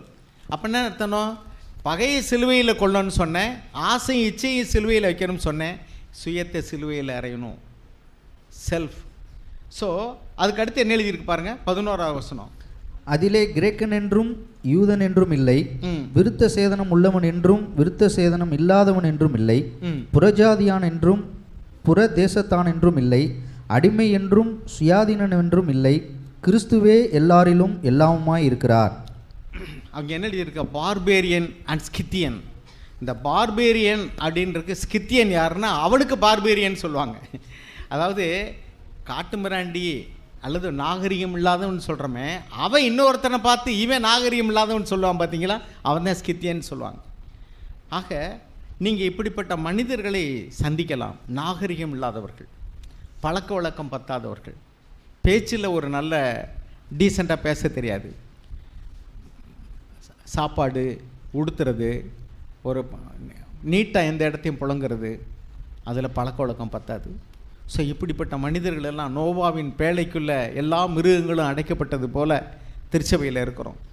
இங்கே நமக்குள்ளே அப்படி பட்டும்படாமல் பழகக்கூடியதான ஒரு எண்ணம் நமக்குள்ளே வரலாம். ஏன்? அவர் ஒளியில் இருக்கிறது போல் நாமும் ஒளியில் நடந்தால் தான் ஐக்கியப்பட முடியும். அவர் தேவனுக்கு முன்பாக வாழ்ந்தது போல் நாமும் தேவனுக்கு முன்பாக வாழ்ந்தால் நம்ம ஆசையும் இச்சையும் சுயத்தையும் பகையையும் சிலுவையில் அரைஞ்சிருவோம். அப்போ நம்ம ஒருவரோட ஐக்கியப்பட முடியும். இந்த சிலுவையில் அறையிறதுனா என்ன? நாம் என்ன நினைக்கிறேன், ஆணியை வச்ச நோட்டுன்னு அடிக்க முடியுமா? முடியாது. அப்போ சிலுவையில் ஏறினா என்ன? நமக்குள்ளே தான் எண்ணங்கள் எழும்பும்போது அதை அப்படியே அடக்கி வச்சிங்கன்னா நீங்கள் டிப்ரெஷனுக்குள்ளே கடந்து போயிடுவீங்க, மன அழுத்தம் வந்துடும். சில பேர் அப்படி தான், அது சிலுவையில் அறைந்துன்னா அதை கொன்று அதை சாகடிச்சிருன்னு சொல்கிறது. சாகடிக்கிறதுக்கு பதிலாக நீங்கள் ஒரு பாம்பை சாகடிக்கிறதுக்கு பதிலாக வீட்டுக்குள்ளே அடைச்சி போட்டீங்க. ஒரு பாம்பை அடைச்சி போகிறீங்க, 2 பாம்பை அடைச்சி போடுறீங்க, அதை அப்படியே கடைசியில் நீங்கள் வெளியே போயிடுவீங்க, இல்லைன்னா உங்களை சாகடிச்சிடும். இதே மாதிரி தான் நாம் அநேக காரியங்களை சிலுவையில் அறையிறதுன்னா கொல்றதுன்னு அர்த்தம். Do away with it finally. அதுக்கு உயிர் இல்லாமல் செஞ்சிரு, அந்த பகையை கொன்று விடு அப்படின்னா பகையை சுட் டை வித் மீ அப்படி நீங்கள் தெரியலைன்னு சொன்னால் அது உங்களுக்குள்ள மன அழுத்தத்தை கொண்டு வந்து விடும். அப்படியே உங்களுக்குள்ள ஒரு பக்கத்தில் அப்படியே உங்களுக்குள்ள ஒரு வெறுப்பு வரும் பொழுது, ஆண்டவரே பகை எப்படி நீங்கள் கொல்லணும்னு தெரியுமா? ஒன்று சொல்கிறீங்க, ஏசு ஆண்டவர் எப்படி கொன்றாரு? பிதாவே இவர்கள் செய்வது இன்னதென்று அறியாமல் செய்கிறார்கள், இவர்களை மன்னியும். அப்படி தான் அவர் பகையை கொன்றார். நீங்கள் உங்களுக்கு விரோதமாக யாராவது ஒன்றை செய்கிறாங்க, உங்களை மன்னிக்க முடியலைன்னா அவங்களுக்காக ஜெபம் பண்ணிடுங்க. இப்படி pray for them, you will not accuse them. If you accuse them, you will not pray for them. நீங்கள் யாராவது குற்றப்படுத்தினீங்கன்னா அவங்களுக்காக ஜெபிக்க மாட்டீங்க, அவங்களுக்காக ஜெபிக்க ஆரம்பிச்சிட்டிங்கன்னா குற்றப்படுத்தவே மாட்டீங்க. நீங்கள் சோதிச்சு பாருங்கள், நான் சோதித்து பார்த்துருக்கேன். ஒரு மனிதர் மேலே உங்களுக்கு ஒரு வெறுப்பு வருது, ஒரு கசப்பு வருது, நீங்கள் அவங்களுக்காக இப்படி ஜெபிக்க ஆரம்பிச்சிட்டிங்க, ஏசு செஞ்சது போல். எப்படி? பிதாவே அவளுக்கு மன்னிங்க. ஒரு தடவை பிரதர் சொன்னார், பர்ஸை பிக்பாக்கெட் அடிச்சிட்டாங்க. அந்த சகோதரன் சொல்கிறார், எனக்கு பணம் தான் போச்சு, நான் சம்பாதிச்சிட முடியும், ஆனால் அவனுக்கு ஆத்மாவே போச்சே. அதே மாதிரி தான் ஏசு ஆண்டவர் எப்படி அவங்களுக்காக பரிதபிச்சார்னா, அவருக்கு இந்த ஜீவனை கொள்கிறாங்க, அல்லது பணத்தை எடுத்துக்கிறாங்க, அல்லது ஏதாவது ஒரு நஷ்டத்தை உண்டு பண்ணுறாங்க, கஷ்டத்தை உண்டு பண்ணுறாங்க, அது நமக்கு ஆத்தும நஷ்டத்தை கொண்டு வராது. இன்னொருவர் நம்ம பணத்தை திருடுனா ஆத்தும நஷ்டம் போமா? உங்கள் பிள்ளைகள் ஸ்கூலுக்கு போகிறாங்க, பென்சிலோ ரப்பரையோ பேனாவோ தொலைச்சிட்டு வர்றாங்க, நீங்கள் அந்த பிள்ளைகளை கண்டிக்கிறீன்னு வச்சுங்களேன், இப்போ என்ன அர்த்தம்? அந்த பிள்ளைகளுக்கு ஒன்றும் நஷ்டம் கிடையாது, பொருள் தான் நஷ்டம். ஆனால் திருடினவனுக்கு ஆத்துமா நஷ்டம். நம்ம எது கண்டிக்கணும்னா, அந்த பிள்ளைகள் திருடிட்டு வந்தால் தான் ரொம்ப கண்டிக்கணும், ஏன்னா அது ஆத்துமாவை நஷ்டப்படுத்தக்கூடிய காரியம். ஆனால் அந்த பிள்ளைகள் திருடு கொடுத்துட்டு வந்தாங்கன்னா நம்ம ரொம்ப கண்டிக்க வேண்டியதில்லை. காரணம் என்னென்னா, அது பொருள் தான், யாரோ திருடிட்டு போயிட்டாங்க, ஆனால் ஆத்துமா நஷ்டப்படலை. நாம் இப்படி தான் எடுத்துக்கிடணும். ஒவ்வொரு காரியத்தையும் ஒரு மனிதன் வந்து தப்பு பண்ணுறான்னா அவன் ஆத்துமாவை இழக்கிறான். அப்போ அவனுக்கு விரோதமான பகையை நாம் சிலுவையில் கொள்ளணும்னா, ஆண்டவரே அவனுக்கு மன்னிங்க, அவன் செய்கிறது என்னன்னு தெரியாமல் செய்கிறான், அவன் ஆத்துமா நஷ்டப்படுது, அதனுடைய தண்டனை என்ன? பாவத்தின் தண்டனை என்ன? நரகம். அப்போ அந்த ஆத்மா இந்த பூமியில் சமாதானத்தை இழந்து விடுகிறது. பாவத்தின் சம்பளம் மரணம். பாவம் செஞ்சனால அவன் சம்பளம் மரணம், தேவனுக்கு அவனுக்குள்ள தொடர்பு போயிடுது. அப்புறம் தண்டனை என்ன? நித்திய நரகம். அப்போ நமக்கு எதிராக ஒருவன் பாவம் செய்யும்போது அவன் இந்த பூமியிலேயே சமாதானத்தை இழந்து விடுவான். ஏன்னா பாவத்தின் சம்பளம் மரணம், தேவனுக்கு அவனுக்கு உறவு இருக்காது. ரெண்டாவது, அவன் நரகத்துக்கு பாத்திரவானாகிறான். தேவன் அதை சைக்கிளை ஆண்டவர் சொன்னார், பிதாவே அவளுக்கு மன்னியும், அவள் செய்வது என்னதென்று அறியாமல் செய்கிறார். நிறைய நேரங்களில் செல்ஃபிஷ் பீப்புளை நம்மளால் மன்னிக்க முடியாது. நான் பார்த்துக்கிறேன், உங்கள் வீட்டுக்கு முன்னாடி வந்து ஒருத்தர் வண்டியை நிறுத்துவார், உங்கள் வீட்டுக்கு முன்னாடி காரை நிறுத்துவாங்க. நீங்கள் அனுபவிக்க வேண்டியதில் அவங்க வந்து சொல்லுவாங்க. ஒரு பிரதர் சொன்னார், அவருடைய காம்பவுண்டுக்கு முன்னாடி கொண்டு வந்து ஒருத்தர் பைக்கை விட்டு இடித்து அந்த காம்பவுண்டில் ஊண்டி இருந்ததான கல்லை வந்து தகர்த்துட்டாராம். கல்லை தகர்த்துட்டார், உடஞ்சி வச்சு காம்பவுண்டு கேட்டுக்குள்ளே கல் உடஞ்சோடனே அவருக்கு பயங்கர கோவம் வந்துருச்சான். அவர் சொன்னாராம், நீ என்ன இப்படி கல்லை உடச்சிட்டு எனக்கு என்ன நீ வாட்டில் போயிட்டேன், ஒன்று கல்லை வாங்கி கொடு, புது கல் வாங்கி ஊண்டி கொடு. அவர் கல்லை வாங்கி கொண்டாந்து போட்டார். போட்ட உடனே சொல்லியிருக்காரு, அதுக்கு சிமெண்ட்டு இவ்வளவு, கல் இதெல்லாம் வாங்கிட்டு வா அப்படின்னு சொல்லியிருக்கிறார். அவருக்கு பயங்கர கோவம் வந்துருச்சு. அந்த ஆள் போயிட்டு 2 ஆளை கூட்டிகிட்டு வந்து தண்ணியை போட்டு வந்து பெரிய சலம்பல் பண்ணி போடா வாடா அவனை திட்ட ஆரம்பிச்சிட்டார். அந்த பிரதர் எனக்கு ஃபோன் பண்ணார், பிரதர் அவன் உடைச்சதை சரி பண்ணி கொடுன்னு நான் சொன்னேன், என்னை வந்து இப்படி அநியாயமாக திட்டுறான் அப்படின்னு. நான் சொன்னேன், எனக்கு இது மாதிரி சில இது நடந்திருக்கு, உங்கள் அளவுக்கு பெருசாக நடக்காட்டக்கூட. ஆனால் நான் ஜெபம் பண்ணும்போது ஆண்டவர் என்ன சொல்கிறாருன்னா, எனக்கு பக்கத்தில் ஒரு முறை வந்து லாரியில் ஜாமான் ஏற்றிட்டு வந்தவங்க பக்கத்து வீட்டில் போகும்போது அந்த ஓரத்தில் காம்பவுண்ட் சுவரில் லைட்டாக இடிச்சிருச்சு லாரி. ஏன்னா அங்கிட்டு ஒரு கார் நின்றுச்சு, விலைக்கு போகிறவங்க இடிச்சிட்டாங்க, சுவரில் வந்து இடித்து பேத்துருச்சு. அப்போ நான் சொன்னேன், ஏன் நீங்கள் அந்த காரை எடுக்க சொல்லிவிட்டு அங்கிட்டு தள்ளி போகலாம்ல, ஏன் இப்படி வந்தீங்க அப்படின்னு சொன்னேன். அவங்க சொன்னாங்க, அந்த வீட்டில் ஆள் இல்லை அப்படி, நாங்கள் சரி பண்ணி கொடுத்துறோம் அப்படின்னாங்க. நான் சொன்னேன், நீங்கள் சரி பண்ண வேண்டாம், நான் சரி பண்ணிக்கிறேன், பரவாயில்ல. நானே ஒரு ஆள் கூப்பிட்டு அதை சரி பண்ணிவிட்டு அதை பூசிட்டு, ரொம்ப பெருசாக இல்லை, சின்னது தான், சரி பண்ணிட்டு அவங்க பார்த்தாங்க. நாங்கள் சரி பண்ணுறோம், நாங்கள் சரி பண்ண இல்லை, வேண்டாம் நீங்கள் சரி பண்ண வேண்டாம். ஒரு முறை லாரி சர்ச்சுக்கு கொண்டு வந்து ஒரு நம்ம இதுக்கு கொண்டு வரதான் லாரி வந்து ரிவர்ஸில் வரண்டான்னு அந்த கீழ் மலையவே வளைஞ்சிருச்சு, கேட்டை மாட்டுறதுக்கு சிரமமாயிருச்சு. அந்த அளவுக்கு வந்து கீழ் மலை வளைஞ்சி இடிச்சு லாரியில். பக்கத்து வீட்டுக்காரர் வந்து லாரி லோடு கொண்டு வந்தவர் வந்து காம்பவுண்ட் கேட்டில் இடிச்சு டமார்னு கீழே வந்து அப்படியே அந்த தகடெல்லாம் வெல்டிங் எடுத்துக்கிடுச்சு. இப்படியெல்லாம் நடக்கும் உங்கள் வீட்டுக்கு பக்கத்தில் உள்ளவங்க. நான் என்ன சொல்லுவேன்னா, இந்த இதெல்லாம் நம்ம அன்றாட வாழ்க்கையில் நம்ம சந்திக்கக்கூடிய பிரச்சனைகளில் எப்படி சிலுவை எடுக்கிறது, எப்படி சீசனை வாழ்கிறது அப்படின்னு தெரியலன்னா, நீங்கள் வேலை ஸ்தலத்தில் அப்படி சந்திப்பீங்க, வீட்டு குடியிருக்கிற இடத்துல பக்கத்து வீரர் மூலமாக, உறவினர்கள் மூலமாக, நண்பர்கள் மூலமாக அன்றாட நம்ம பல பிரச்சனைகளை சந்திப்போம். இப்பெல்லாம் ஆண்டவரே அவங்க தெரியாமல் செஞ்சுட்டாங்க, மன்னிங்க, அவர்கள் ரட்சிக்கப்படணும், அவங்களுடைய கண்கள் திறக்கப்படணும், இப்படிலாம் செய்யக்கூடாதுன்னு அவங்களுக்கு தெரியணும், நீங்கள் உதவி செய்யுங்க. இப்படி ஜெபம் பண்ணிங்கன்னா உங்கள் இதயத்தில் சமாதானம் இருக்கும், உங்கள் ஐக்கியம் பாதிக்கப்படாது. அப்படி இல்லாமல் என்ன இவங்க எப்படிலாம் பண்ணுறாங்க அப்படின்னு நீங்கள் அடக்கி வைக்கிறீங்கன்னு வச்சுங்களேன், உள்ள பகையை வஞ்சகமாய் அடக்கி வைக்கிறவனுடைய கோபமானது மகா சபையில் வெளிப்படும்னு எழுதியிருக்கு பைபிளில். நீங்கள் அடக்கி வைப்பீங்க, ஒரு நாள் டமார்னு வெடிச்சிடும். அது சொந்தக்காரங்களாக இருக்கட்டும், சபையில் இருக்கட்டும், வெளியில் இருக்கட்டும். இன்றைக்கி கிறிஸ்தவர்கள் செய்யக்கூடிய நிறைய தப்பு என்னென்னா, சிலுவையில் அரைகிறதுக்கு பதிலாக ஒரு ஓரமாக சேர்த்து வச்சிடுறோம். அப்படியே சேர்த்து அது ஒரு நாள் என்ன செய்யும், எல்லாருக்கும் முன்னாடி அது பகையாக வெடிக்கும். இயேசுவின் பின்னே செல்லணும்னா சிலுவை எடுக்கணும். அந்த சிலுவையை, நம்ம பகையை, நம்முடைய சுயத்தை, நம்முடைய ஆசை இச்சைகளை அதை அரைஞ்சு கொன்றணும்னா என்ன அர்த்தம், do away with it finally. அது வந்து மறுபடியும் தொடராதபடி அன்றைக்கோடு அந்த கதையை முடிச்சிடணும். அதை எப்படி தான் முடியும் அப்படின்னா, ஜெபிக்கிறதுனால தான் முடியும். ஆண்டவரே எனக்கு உதவி செய்யுங்க, என்னால் முடியலை, என்னால் மன்னிக்க முடியலை. நீங்கள் ஒரு வேளை போய் மன்னிப்பு கேட்க வேண்டியது இருக்கலாம், உங்கள் சுயம் அப்படியே எழும்பி நிற்கும், இதுக்கு போய் மன்னிப்பு கேட்கவா, நீ போய் மன்னிப்பு கேட்டால் உன்னை எவ்வளவு கௌரவ குறைச்சலாக நினைப்பாங்க. அப்படியே நம்முடைய மனதில் ஒரு எண்ணம் எழும்புகிறது, வெறுப்பு, பகை, சுயம். சிலுவையில் அறை, இதுதான் சிலுவையின் வழி. இயேசு இந்த பூமியில் வாழ்ந்த நாட்கள் எல்லாம் அவருடைய கூட இருந்த சீசர்களை மன்னிக்கிறதுக்கு, நேசிக்கிறதுக்கு, அவர் கூட இருந்ததான எத்தனையோ பேர் அவர் புரியாமல் இருந்தாங்க. அவருடைய சகோதரர்களே அவரை வந்து பிரபல்யமாக இருக்கணும்னா அங்கே போய் செய்ய என்ன இங்கே பண்ணிகிட்டு இருக்கேன்னு கேட்டாங்க. கூட இருந்த சகோதரர்களை அவர் புரிந்து கொள்ளும். ஆனால் இயேசு ஆண்டவர் அவர் எல்லாரோடும் கூட அவர் இணக்கமாக இருந்தார், அவர் அன்போடு பழகினார். நாமளும் அப்படி வாழணுங்கிறது தான் இயேசுனுடைய சித்தம். நம்முடைய குடும்பத்தில் சபையில் இப்படிப்பட்டதான தேவ ஐக்கியம் வளரட்டும்.